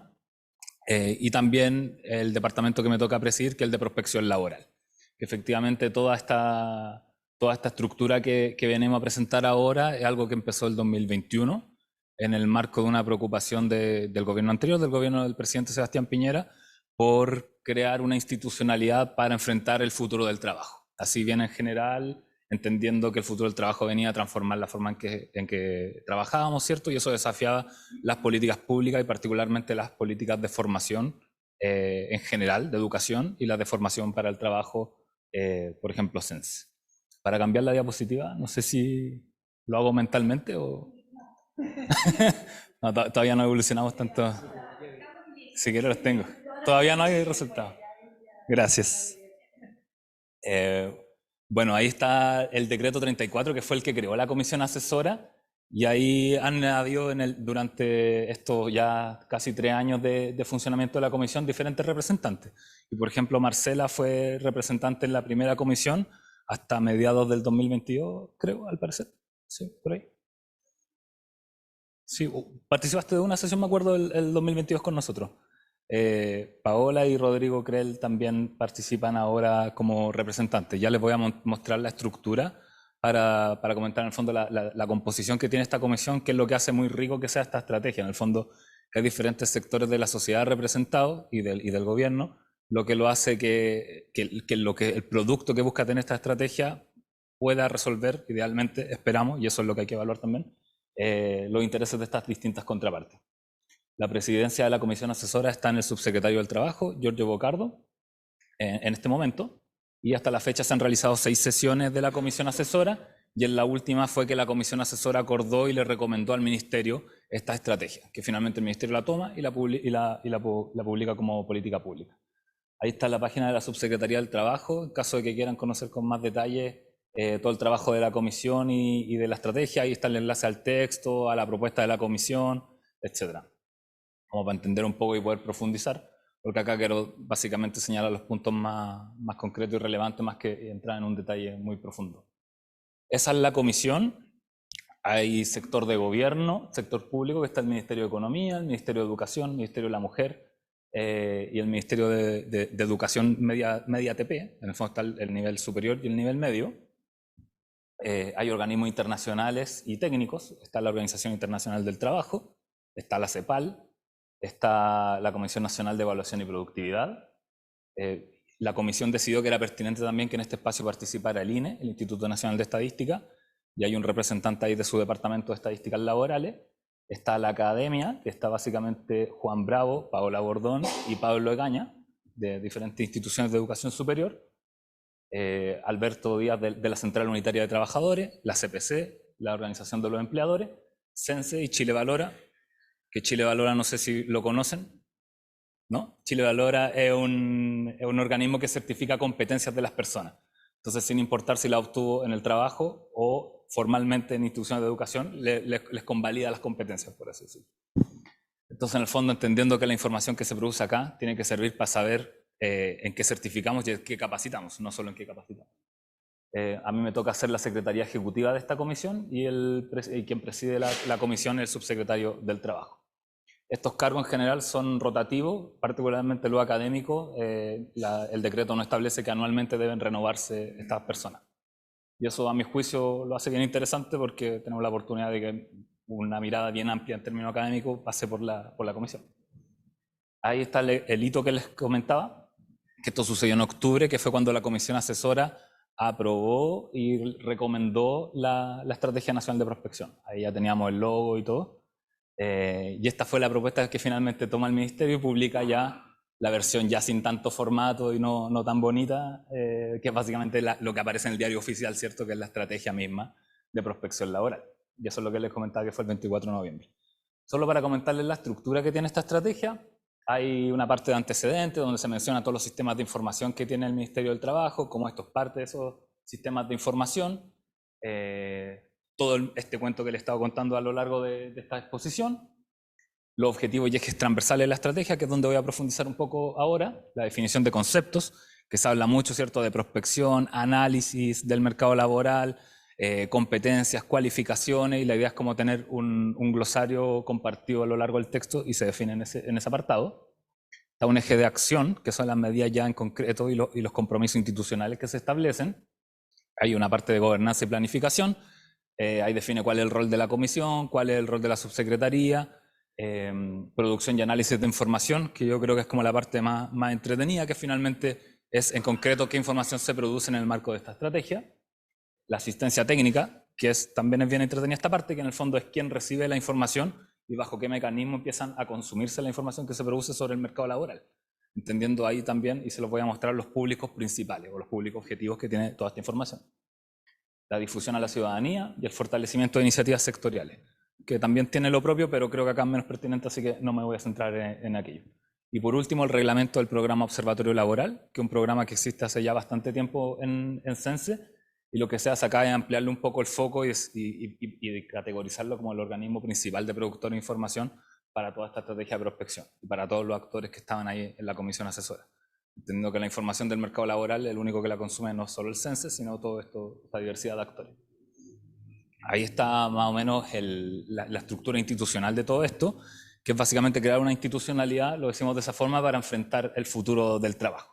El futuro del trabajo siempre está en la discusión en los seminarios, si llegó, si no llegó, si está sucediendo, etc. No me gusta mucho, suena bien, pero no sé si hay que defenderlo tanto. Me gusta más el concepto de transición, o sea, como en el fondo, en un momento las cosas empezaron a cambiar, seguirán cambiando, no sabemos hasta cuándo ni a dónde llegarán, y nosotros estamos en el medio de aquel proceso. Entonces estamos viendo transiciones. Ahí hablamos de la transición tecnológica, socioecológica y demográfica. Que ahí podemos profundizar cada uno. Me imagino que a lo largo de este seminario hablaron de aquello, mucha ocupación en riesgo de automatización, la crisis climática impide que se sigan realizando los mismos trabajos que se hacían antes, pero también hay una serie de nuevos empleos que se crean en el sector de la economía verde, otros que se verderizan, y la transición demográfica también. Las personas, ¿cierto?, empiezan a envejecer progresivamente. Las proyecciones para América Latina nos indican que va a haber más personas de mayor edad, y eso es un crecimiento de las demandas de cuidados. Bueno, todos esos cambios, todas estas transiciones impactan en el mercado laboral, ¿cierto? Y eso nos hace necesario diagnosticar y anticipar estos cambios, que es los cambios en las formas de trabajo, ¿cierto? Cambios en la habilidad y en los perfiles requeridos por las empresas, y el efecto de las tecnologías en las condiciones de trabajo y empleo. Y lo que viene precisamente a establecer esta estrategia es que en todo este marco, el programa Observatorio Laboral viene a levantar y a sistematizar y a poner a disposición toda la información que implican estos cambios. Y acá también se entiende que en el fondo el programa Observatorio Laboral es el instrumento o el brazo propio ejecutor que tenemos para levantar la información, pero también hay otras iniciativas extragubernamentales muy valiosas, como este Núcleo Milenio y otras 10.000 iniciativas que existen en temas de mercado del trabajo, que hay que considerarlas y también procesarlas y ocupar esa información para nutrir todo el sistema de prospección y orientar a nuestros servicios públicos para que sea pertinente la política de empleo. Entonces, en el fondo son esos dos elementos que nosotros tenemos, y nuestro programa Observatorio Laboral finalmente es también el que hace de traductor de los cambios que se generan afuera, para que nosotros como el Ministerio podamos consumir esa información y ocuparla para el diseño de política pública. Y el resultado, esto ya no es parte de la estrategia de prospección, esto ya es parte de lo que hace cada servicio público, es que la política pública mejore, ¿cierto? O sea, que se hagan cambios y que consideren esta evidencia del mercado laboral. Y para eso ponemos que se espera un mejor ajuste entre la oferta y demanda laboral como resultado de las políticas públicas que se derivan de esta estrategia, apoyar las trayectorias laborales de los trabajadores, que ojalá sean trayectorias ascendentes, crear competencias que satisfagan las necesidades del trabajo del futuro, en fondo formar a trabajadores que sean capaces de asumir los retos que implican todas estas transiciones, y nuevas regulaciones y protección a las poblaciones afectadas. Que también es relevante entender que todos estos cambios generan también que personas salgan del mercado laboral, que se precaricen algunas situaciones de trabajo, y también hay que saber reportar y monitorear esta situación. El resultado, si hacemos todo eso bien, ¿cierto?, son más y mejor empleo, un aprendizaje continuo y garantizar el trabajo decente de las personas. El objetivo, así que está declarado en la estrategia, es consolidar un robusto e integral sistema de monitoreo y anticipación de los cambios del mercado laboral, entregando información sobre las ocupaciones en Chile, de sus características, las condiciones de empleo y trabajo de las personas que están en estas ocupaciones, y también desde los desajustes entre oferta y demanda laboral. Como ven, hay muchas instituciones que producen información sobre esto, y es el desafío que nosotros tenemos también, de leer e integrar este tipo de información. Y el objetivo también es que sea granular, pertinente y territorial. O sea, en el fondo, que hablemos de las ocupaciones, seamos capaces de hablar de la habilidad o competencias que tienen estas ocupaciones, y también que esta información, ojalá progresivamente, la tengamos a nivel regional y subregional, a nivel de comuna o localidades, que es donde finalmente se requiere la información. Los usuarios de esta información, así como agrupándolo en grandes grupos, trabajadores, empresas y estudiantes, que en el fondo necesitan información sobre el mercado laboral para tomar buenas decisiones laborales y educativas, iniciativas sectoriales de desarrollo de habilidades. Estos son los sectores económicos que se organizan en consejos de competencia, mesas de capital humano, etcétera, que buscan resolver problemas de capital humano propio de su sector. Los servicios públicos de empleo, la institucionalidad de formación y la política migratoria. También en el decreto hay una mención al Consejo de Política Migratoria, entendiendo que nosotros también tenemos que ser quienes le reportan de aquellas ocupaciones, por ejemplo, de difícil cobertura, para priorizar ahí la entrega de visas. Eso está en la estrategia en la política migratoria y también en nuestra estrategia. Y también los consejos regionales de capacitación, que no les voy a contar qué son, eso lo dejamos para otra iniciativa. Y el resultado, finalmente, la información es básicamente estas distintas líneas que se producen principalmente, como les decía, a través del programa Observatorio Laboral, pero también, en el fondo, tenemos que ser capaces de crear y ocupar lo que se produce fuera también. La demanda laboral de las empresas, las vacantes, ¿cierto?, los requerimientos que están buscando las empresas. Para eso hay un instrumento que se llama la Encuesta Nacional de Empleo, que desde este año se está implementando en todos los sectores de la economía y nos va a permitir tener un indicador de vacantes disponibles en las empresas. El otro año la idea es también agregarle algunos módulos sobre el cambio tecnológico y el cambio socioecológico que están viviendo las empresas y cómo afecta eso en el empleo. El análisis de las bolsas de empleo y los registros administrativos también es un desafío importante, y ahí lo que se hace en el proyecto SABE muy relevante, que implementa entre otras personas Benjamín.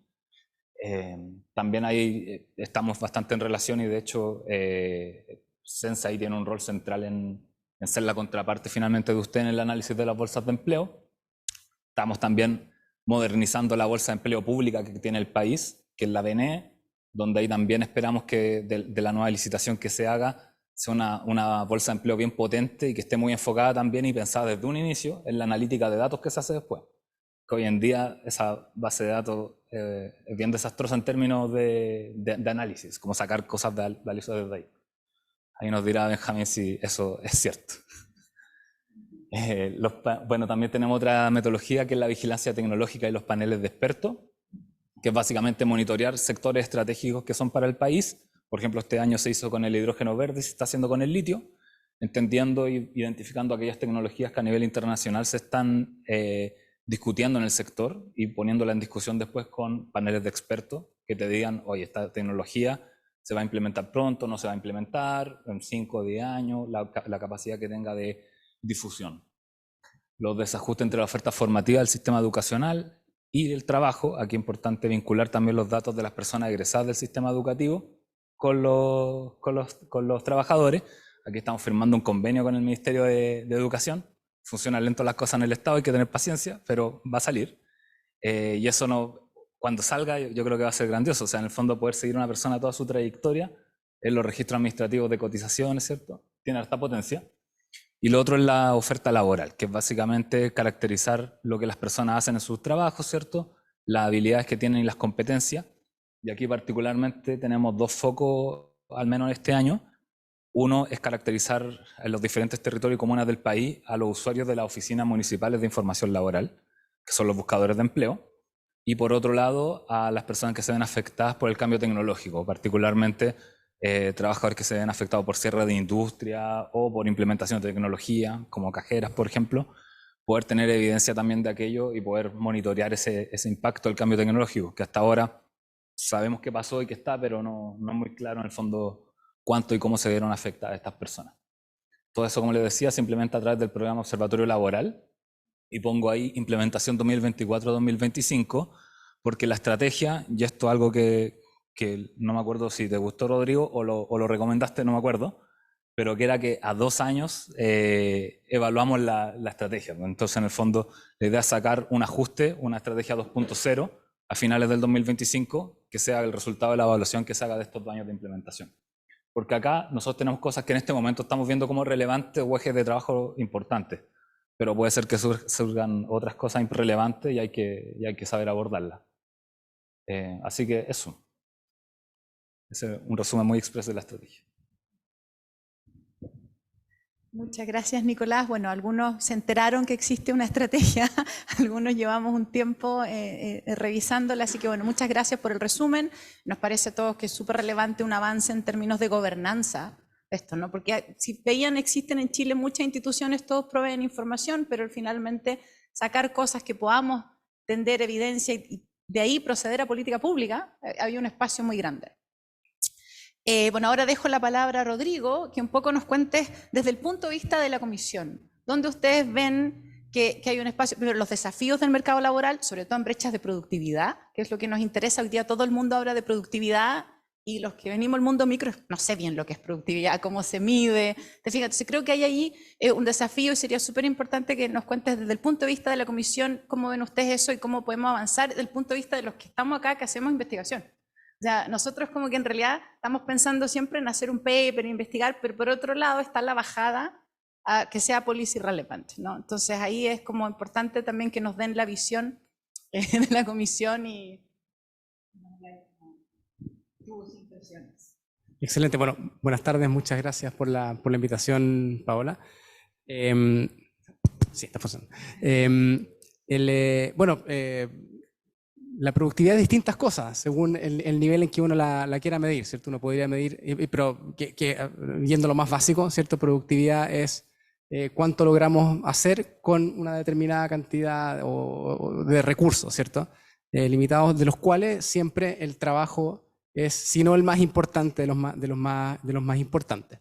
Y uno puede medir la productividad o puede tratar de caracterizarla a nivel de la persona, uno puede pensar en la productividad de el trabajador, la trabajadora, uno puede pensar en la productividad de un equipo, la productividad de una empresa, de una institución, la productividad de un, ¿cierto? de un sector, de una zona geográfica de un país o la economía global incluso. Y todas ellas tienen, bueno, miradas distintas. Pero y en todos esos niveles es clave, son clave las políticas de empleo y el mercado laboral, el funcionamiento del mercado laboral en general. Y el tema, de hecho, que convoca este seminario es clave, es el ajuste entre oferta y demanda es un determinante muy importante, lo miran todas las comisiones de productividad, nuestros pares en el mundo, es uno de los determinantes más importantes de la productividad a nivel de los países, que es lo que se suele mirar a nivel macro. Y ahí es donde hay varios desafíos importantes, ¿cierto? Por cómo está el mercado laboral actualmente, si uno mira la foto, y la trayectoria y la dinámica, la trayectoria que hemos seguido en el tiempo, ¿cierto? Tenemos un empleo que ha venido creciendo a tasas insuficientes, diría yo, básicamente impulsado por el empleo público. El empleo privado no ha estado creciendo, en verdad. Y eso viene por una insuficiente demanda de trabajo, ¿cierto? Desde el sector empresarial. Y esa falta de empuje tiene que ver con también la productividad que tenemos estancada en Chile desde los últimos, en verdad, 15 años, un poquito más. Nosotros, si miramos el residuo de Solow, ¿cierto? La parte no explicada por los factores de los incrementos de la producción o las variaciones de la producción, tenemos básicamente un estancamiento después de unos muy buenos años, desde el retorno a la democracia, esto hasta más o menos el 2005, como que se nos acabó la benzina. Y eso tiene consecuencias muy importantes a la larga, digamos, de muy largo plazo, porque al final de cuentas es el gran motor de incremento de salarios y de la calidad de vida de las personas. Es imposible tener incrementos sostenidos en el nivel de vida sin aumentos de la productividad. Entonces, creo que tanto la discusión y lo que aprendemos de los seminarios como esto, de la investigación en temas de mismatch, como la política pública, que en este caso hoy, por supuesto, impulsa el Ministerio del Trabajo, son clave. Tenemos ahí yo creo que varios desafíos de mejor funcionamiento del mercado laboral y también en temas de cómo generar políticas públicas que hagan más probable solucionar las fricciones del mercado, ¿no? Una de ellas, y la que más nos preocupa a nosotros en la comisión, son estos problemas de huevo-gallina, ¿no? Hay mismatch que a veces no se ve, porque uno no puede ver, digamos, la demanda, que es la que, y tampoco hay la oferta de ciertas habilidades, ¿no? El sector, y no estamos como país en un sector económico, y eso ocurre porque, claro, inversión extranjera, por ejemplo, en algún sector clave, no va a llegar si no está instalada la capacidad, ¿cierto? Si que no hay trabajadoras que tengan las habilidades necesarias y obviamente nadie va a obtener esas habilidades si no está la demanda. Y ahí es donde es un área bastante evidente en que la política pública tiene bastante que aportar. Pero yo diría que ese es uno de los principales desafíos. La productividad se tiende a expandir más por añadir sectores y actividades nuevas a la economía que por mejorar la existente, que también es importante, ¿cierto? Pero por un lado uno puede mejorar la eficiencia en el margen de los sectores que hay, pero la evidencia chilena indica que la productividad aumenta principalmente por nuevas empresas, nuevos sectores, nuevas actividades, la innovación. finalmente. Y para eso necesitamos una política pujante de empleo digamos, y que sea prospectiva, que mire hacia adelante y que pueda, de nuevo, solucionar este problema de coordinación o de huevo de gallina que tenemos. Muchas gracias. Quizás ese como lo fundamental, ¿no? Tener un diagnóstico correcto. A veces nos cuesta saber dónde estamos justamente porque vemos el equilibrio. Y bueno, y viene de oferta, viene de la demanda, ¿no? Entonces, esa es una de las cosas y justamente en eso le quería preguntar a Marcela de los desajustes y sobre todo de género, ¿no? O sea, vino la pandemia y vimos que las más afectadas fueron las mujeres. ¿Cómo ves tú primero esa brecha y luego qué políticas crees tú que serían relevantes, entre otras cosas, para incorporar más a las mujeres?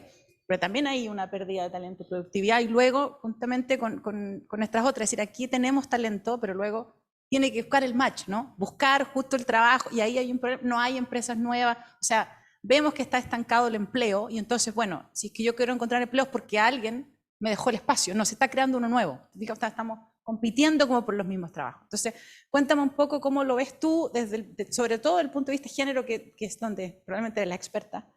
Así que muchas gracias, Marcela. No, muchas gracias por la invitación. Es siempre un gusto estar en este tipo de instancias donde uno discute más allá del paper que escribe. Mira, yo creo que es importante tomarle la temperatura de que lo que estamos viviendo ahora no es solamente ni estallido ni pandemia. Es algo que yo diría que aproximadamente en 2015, 2016, uno ya veía que independiente que teníamos una expansión sistemática, por ejemplo, de la participación laboral de ciertos grupos, entre ellas las mujeres, se había hecho más lenta, mucho más lenta que lo que hemos visto muchos años anteriores, ¿ya?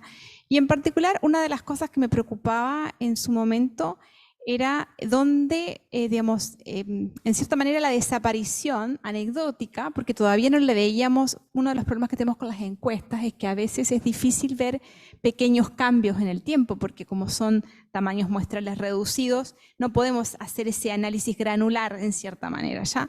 Entonces, pero igual, si uno veía así, yo miraba así con buena cara, veía que efectivamente, por ejemplo, en ciertas ocupaciones de servicio donde habían proliferado empleos fundamentalmente femeninos, teníamos menos absorción.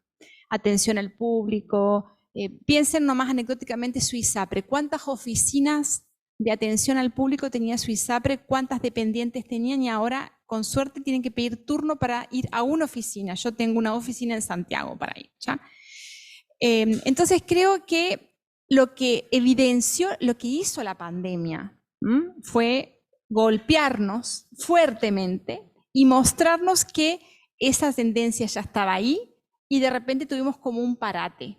Entonces tuvimos efectivamente un retroceso brutal en la participación de la mujer que todavía no se ha recuperado completamente, en absoluto.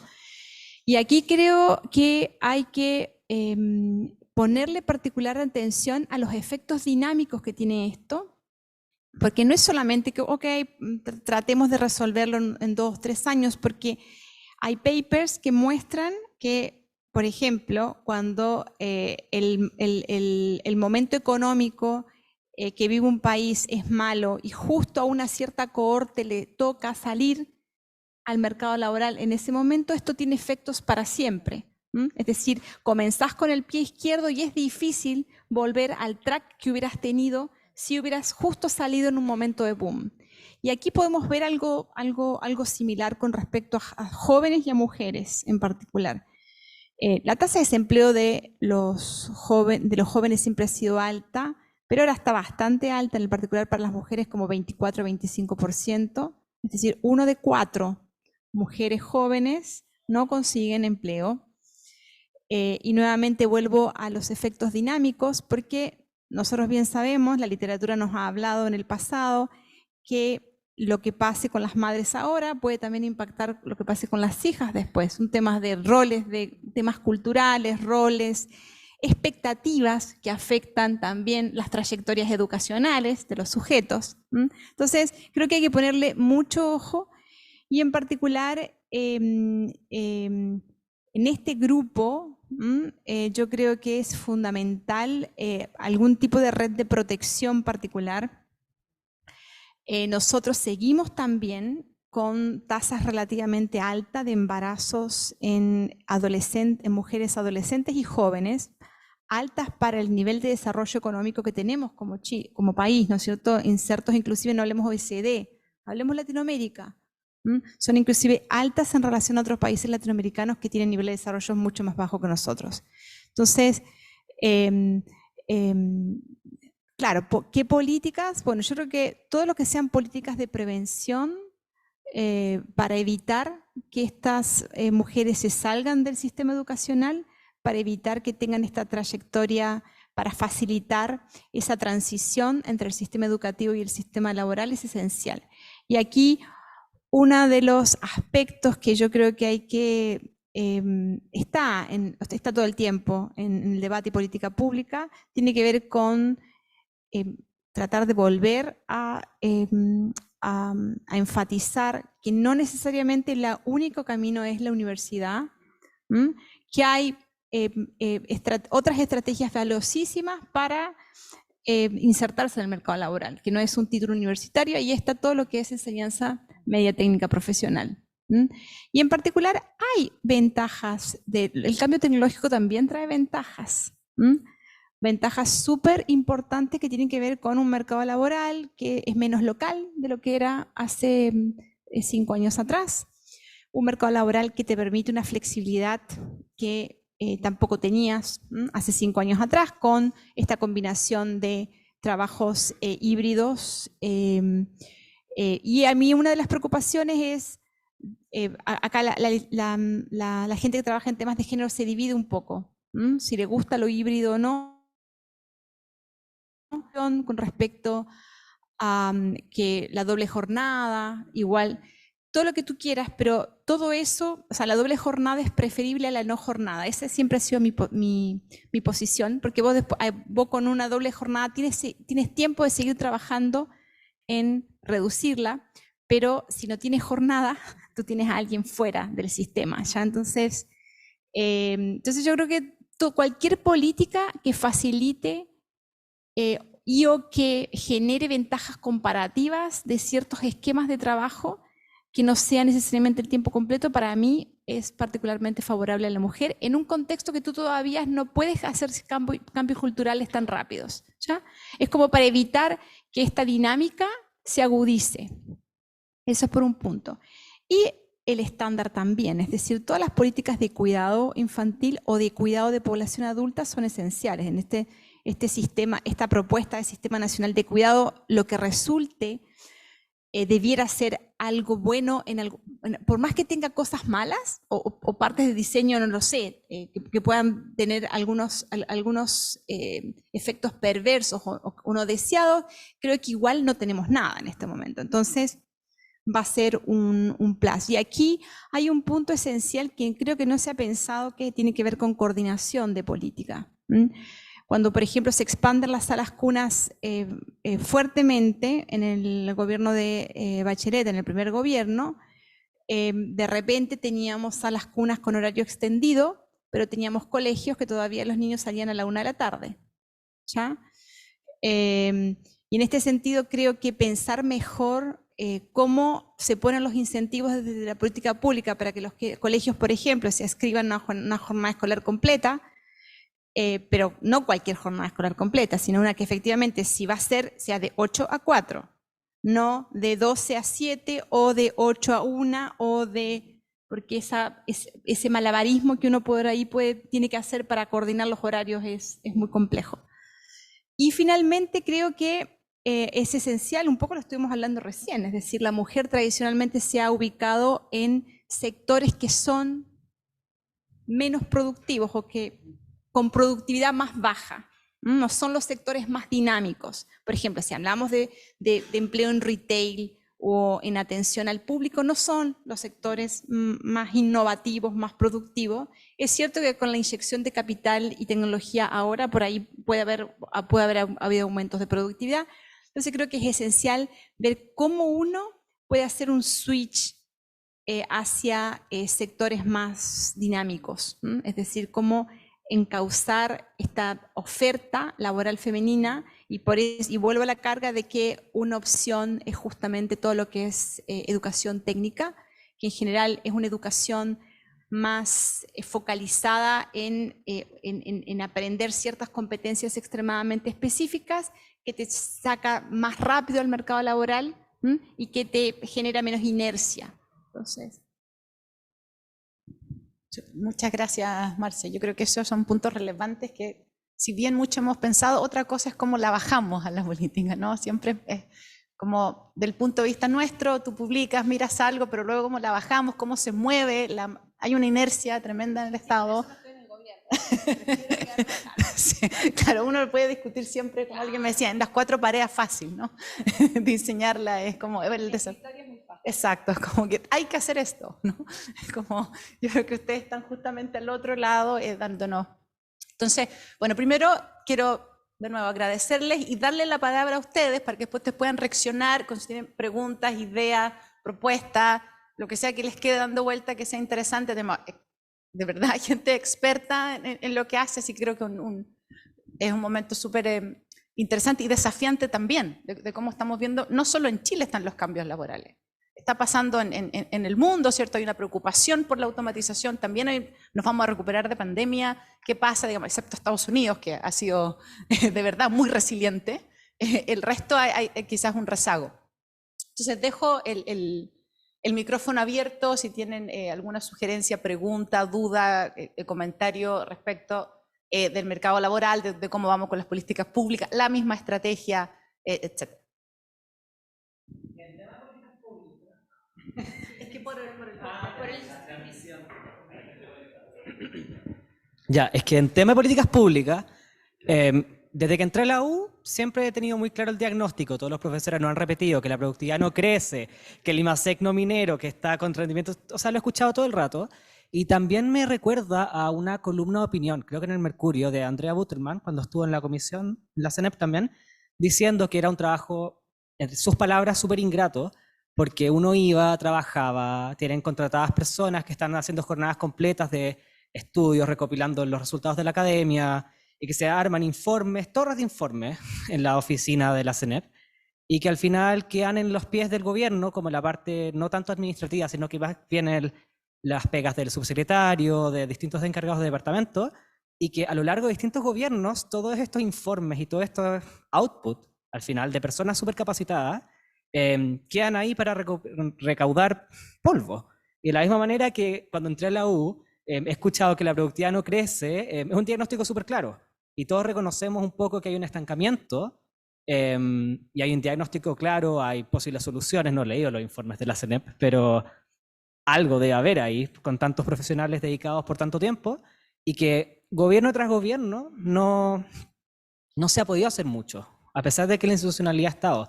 Y nunca me quedó muy claro si es que el problema es no existen suficientes facultades para la CENEP y es un problema de gobernanza, de que se hacen los informes que no son binding, o que tiene que haber un rol más activo desde las autoridades políticas, idealmente en el gobierno, porque son quienes tienen iniciativa de gasto, pero quizás tiene que ser algún senador que pida los informes y hacer cosas. Entonces, como estando dentro de la máquina, ¿cuál es la opinión respecto a eso?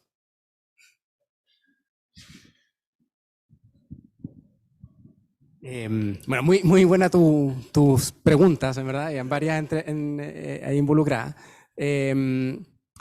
Sí, a ver, yo comparto a veces la frustración de la Andrea, que como bien dices tú, fue comisionada, fue parte del primer consejo directivo de la comisión y tiene opiniones súper fuertes en varios temas.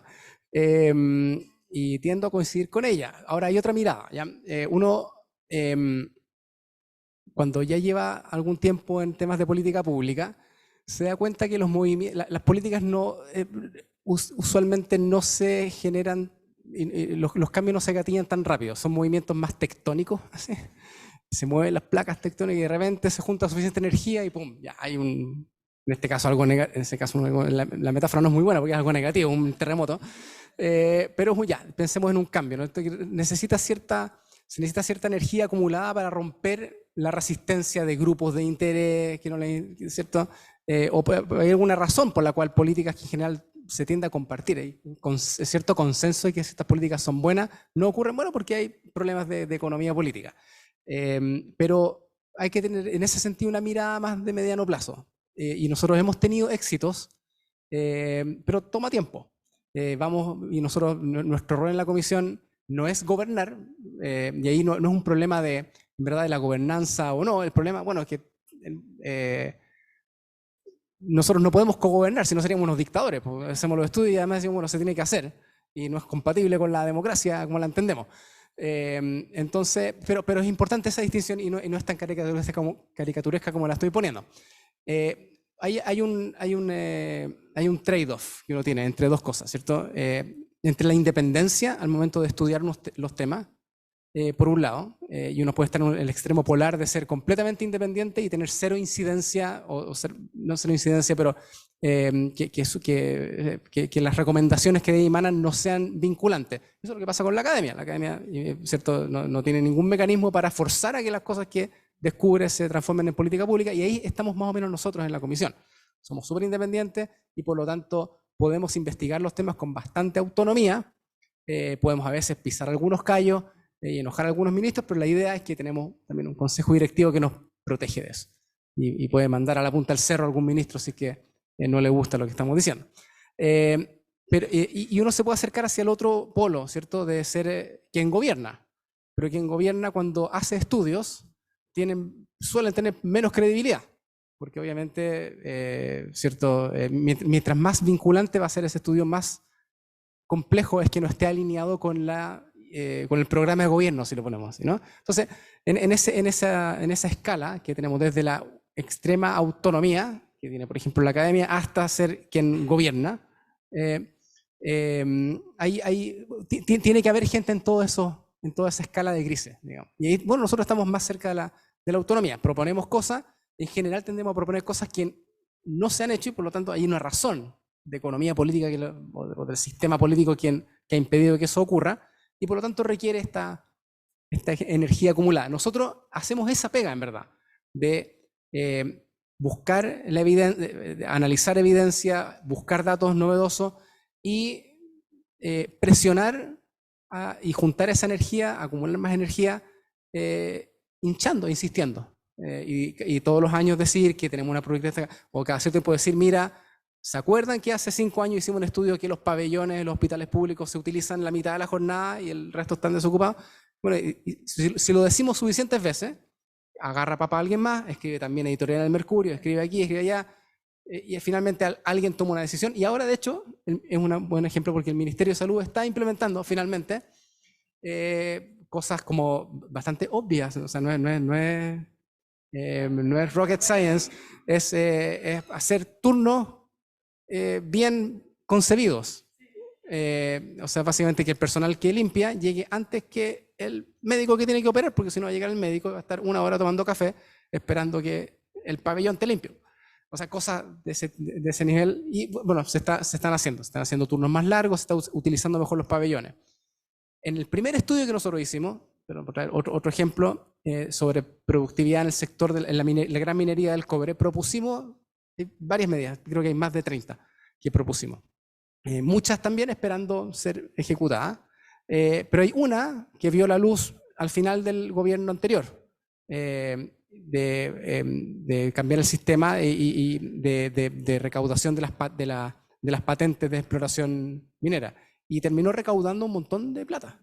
Un montón digamos, de recursos para el fisco que vienen de una recomendación que nosotros finalmente hicimos. Teníamos justo un ministro favorable que se acordaba favorable a la comisión. Es fan de nosotros y se acordaba de esa recomendación y bueno, la impulsó. Pero bueno, eso, nosotros ya sabemos que toma tiempo, nos frustramos, pero de nuevo, el rol es insistir, enrostrar los datos, lo que dice la evidencia, hasta que ya sea digamos, difícil de cuestionar y se pueda romper la resistencia que hay de ciertos sectores. Otro caso de los permisos. Hemos estado bastante también en y vamos por el 4.º estudio en ese tema. Y hemos hablado tanto del tema, hemos mostrado tantos datos que tenemos movilizado, digamos, hemos logrado, digamos, movilizar digamos, a dos ministerios clave en este tema, digamos, Hacienda, digamos, Economía, implementando, empujando medidas que nosotros hemos recomendado. Así que no hay que ser tan pesimista, hay que ver el vaso también medio lleno a veces. Muchas gracias, Rodrigo. Eso es, claro, la persistencia de dar datos, evidencia, que eventualmente, cuando llega el momento, es causa país ahora lo de los permisos. O sea, ya ahora como que sale en el diario y ya todo el mundo ve que esto es absolutamente relevante y que ustedes dicen, bueno, lo venimos diciendo hace todos estos años. ¿Alguna otra pregunta, duda, comentario que tengan de Ana? Bueno, ahí va Ana y después Adolfo. Muchísimas gracias por este conversatorio tan interesante.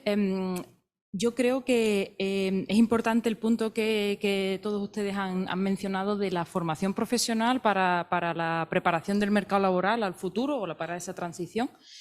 Y mi pregunta iba dirigida a la colaboración entre, o sea, en un mismo gobierno, hay dos ámbitos importantes para conseguir un mercado laboral fuerte y preparado para las nuevas exigencias tecnológicas, que es la colaboración estrecha entre el ámbito educativo y el laboral.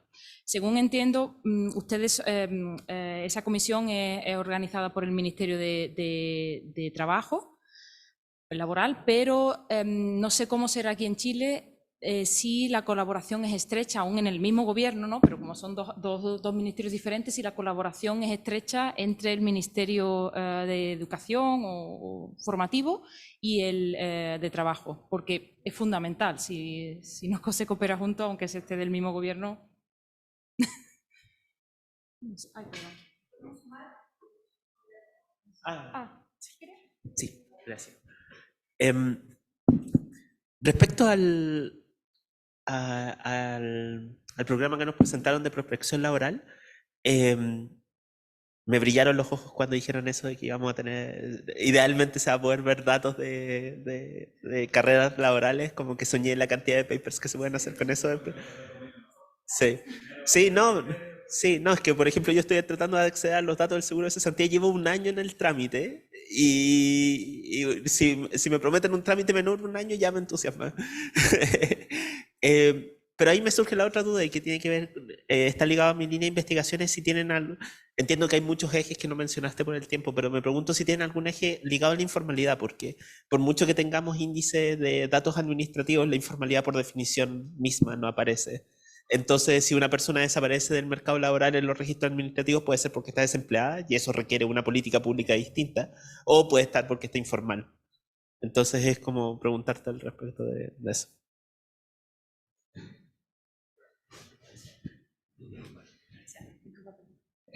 Ya son hartos temas.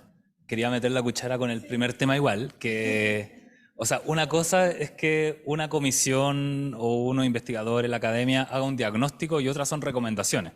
A mi juicio, el diagnóstico, claro, si está basado en evidencia, seguramente va a ser incontestado. Si es reproducible, los datos están ahí, yo le creo totalmente al diagnóstico.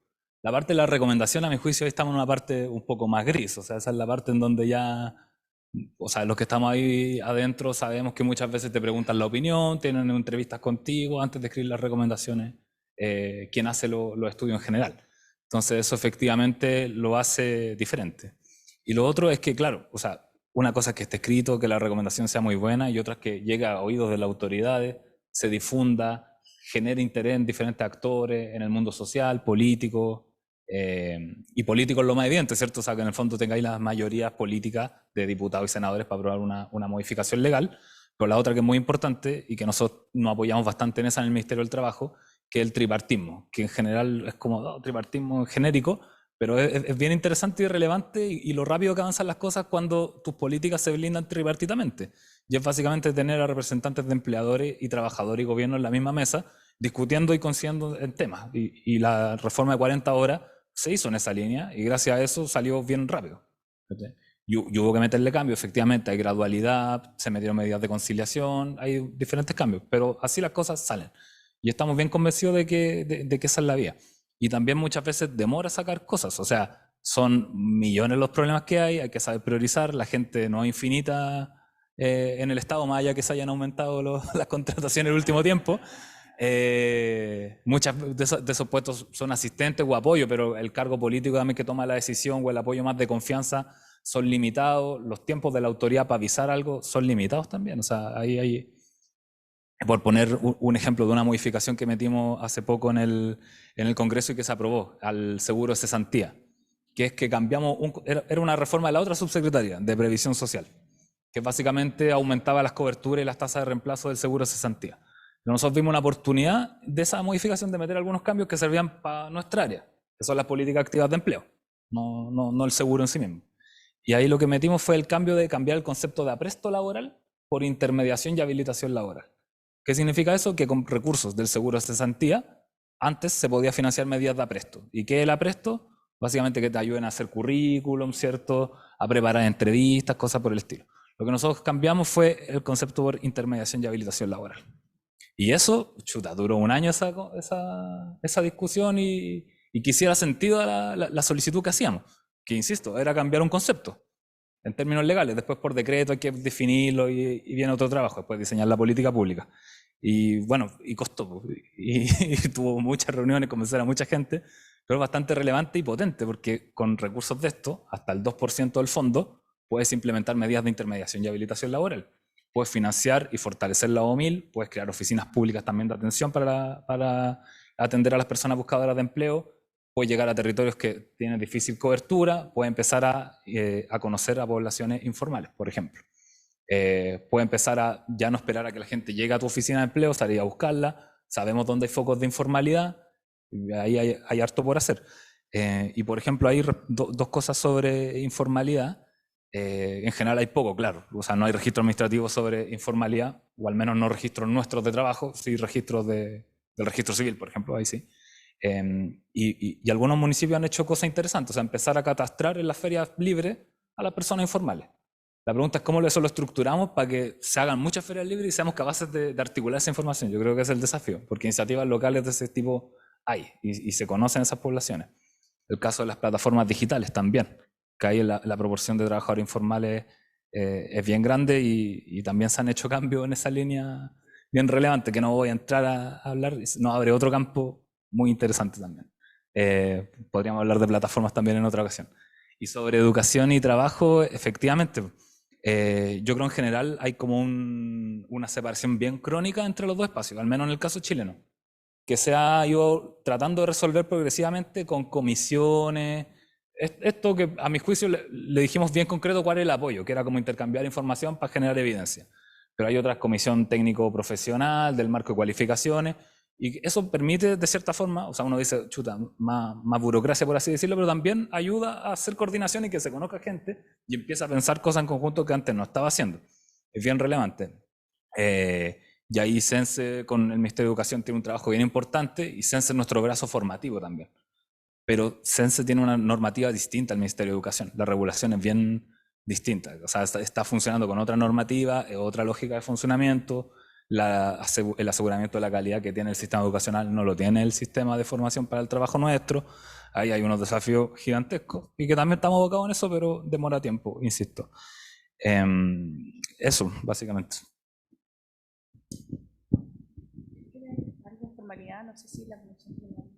Sí, la formalidad es uno de los temas que a la Comisión de Productividad le preocupan mucho. No hemos incursionado todavía en un estudio, no hemos tenido tiempo, pero es una de las preocupaciones importantes. Primero porque es invisible, ¿no? Y hace, no solo es invisible en los datos administrativos, sino que en las mediciones oficiales. De hecho, sus efectos en la productividad, incluso la que medimos a nivel macro, ¿cierto? En muchos casos la producción es invisible, por el lado del PIB y obviamente por el lado del empleo, el factor. Entonces es muy difícil de conceptualizar y es un problema que aparentemente, bueno, todo indica que va creciendo. Es un problema digamos, en varios países y hay razones para pensar que la presión hacia la informalidad puede también seguir aumentando. Y obviamente todo indica, vamos eventualmente a aumentar tasas de cotización. En conjunto con, si eso se suma a una buena política, que en mi opinión, que es la reducción de la jornada laboral, pero las dos cosas al mismo tiempo, bueno, genera un incremento del costo laboral que presiona en esa dirección y que el resultado final puede no ser el más deseable. Em, em, Creemos que la válvula, y también está relacionado con productividad, porque una de las válvulas de escape es incrementar la productividad. O sea, uno puede elevar los estándares de protección de todo tipo de bienes jurídicos, la previsión de las personas, el medio ambiente, etcétera, ¿cierto? Todas las regulaciones que nosotros, por buenas razones, vamos añadiendo, ¿cierto?, a nuestra legislación, se pueden soportar y terminan teniendo efectos más benignos en la medida que incrementemos nuestra productividad. Con una productividad estancada, esas políticas es como apretar un globo por un lado, bueno, crece por el otro, y puedes terminar pagándolo más caro.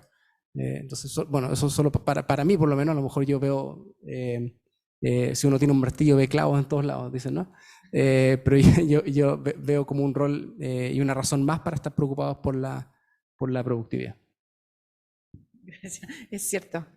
Lo cual también afecta mucho al mercado de las mujeres. Sabemos que una actividad informal es como si estoy informal porque tengo la flexibilidad que no me la da el trabajo formal. Entonces, bueno, ahí, Marce, ¿cómo ves tú no solo la informalidad, sino que cómo avanzamos hacia disminuir un poco eso sin que esto nos coste? Porque ese es el problema, como que tratamos de proteger por un lado, entonces al final quedo con tantas fricciones que termino de informal. Mira, el tema de, o sea, el paradigma del empleo asalariado tradicional, posiblemente en ciertos aspectos ha cambiado y va a seguir cambiando. Entonces, acá lo que es esencial, cuando tú te preguntas cuál es el problema de tener a alguien trabajando en una ocupación tal como hemos definido, en términos como muy vago, informal, tiene que ver con que esta persona no tiene en cierta manera ciertas garantías, por ejemplo, de que está haciendo su trabajo con seguridad, cosa que cuando está trabajando en una empresa, obviamente hay ciertas normas o ciertos estándares que la protegen. Por otro lado, lo vimos en la pandemia, cuando recibe un shock que puede no ser masivo como el de la pandemia, pero puede ser particular a su hogar, no tiene ninguna herramienta para suavizar consumo, no tiene acceso a ningún tipo de ayuda o subsidio, whatever, que la ayude. Entonces, yo creo que posiblemente tratar de evitar que ciertas formas de trabajo no se sigan desarrollando es difícil. El tema es cómo las regulamos o cómo nos aseguramos que esa población de todas maneras tenga protección. Entonces, creo que, nuevamente, desde mi escritorio, en Ciudad Empresarial, mirando un laguito que tengo enfrente, es re fácil decirlo, ya lo sé, pero creo que efectivamente hay como una avalancha que es difícil de detener por las nuevas formas de trabajar. Pero antes de darle la palabra a otra persona, quería hacer un punto que me gustó con respecto a lo que decías, de que no necesariamente cualquier política que un académico, puede ser implementable o pues es factible. Estuve en una charla el día de ayer en otro contexto y me encantó esta expresión. You have to love the problem, but not the solution. Es decir, a veces el problema que hemos tenido cuando hemos tratado de resolver algunos problemas es que tenemos una solución que nos parece razonable, que nos gusta, que nos parece atractiva y la queremos implementar. Cuando primero tendríamos que habernos parado con medios alejados, mirando el problema, analizando cuáles eran las raíces del problema, cuáles eran las consecuencias del problema, que no necesariamente son las mismas en cualquier contexto, en cualquier país, en cualquier grupo, y luego diseñar la solución. Tal vez en algunos contextos hemos tratado de aplicar soluciones preformateadas a problemas locales que no correspondían.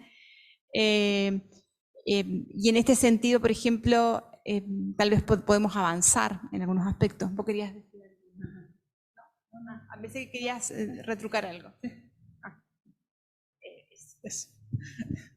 Muchas gracias. Pregunta, comentarios finales, ¿tiene algo más que decirnos? Porque con la hora ya nos van a echar de la sala, así que... Exacto, sí, el contrato hasta las 6. Así que, exacto, ya la productividad ya nos está haciendo. Muchas gracias entonces a todos por quedarse, muchas gracias de nuevo a ustedes.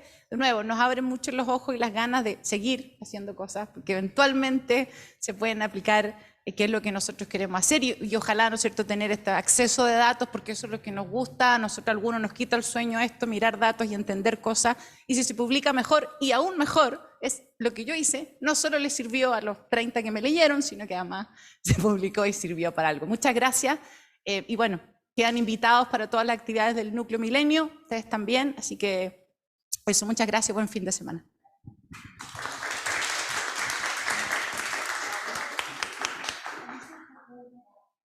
Sí, va a estar disponible también. Eso, por eso el micrófono.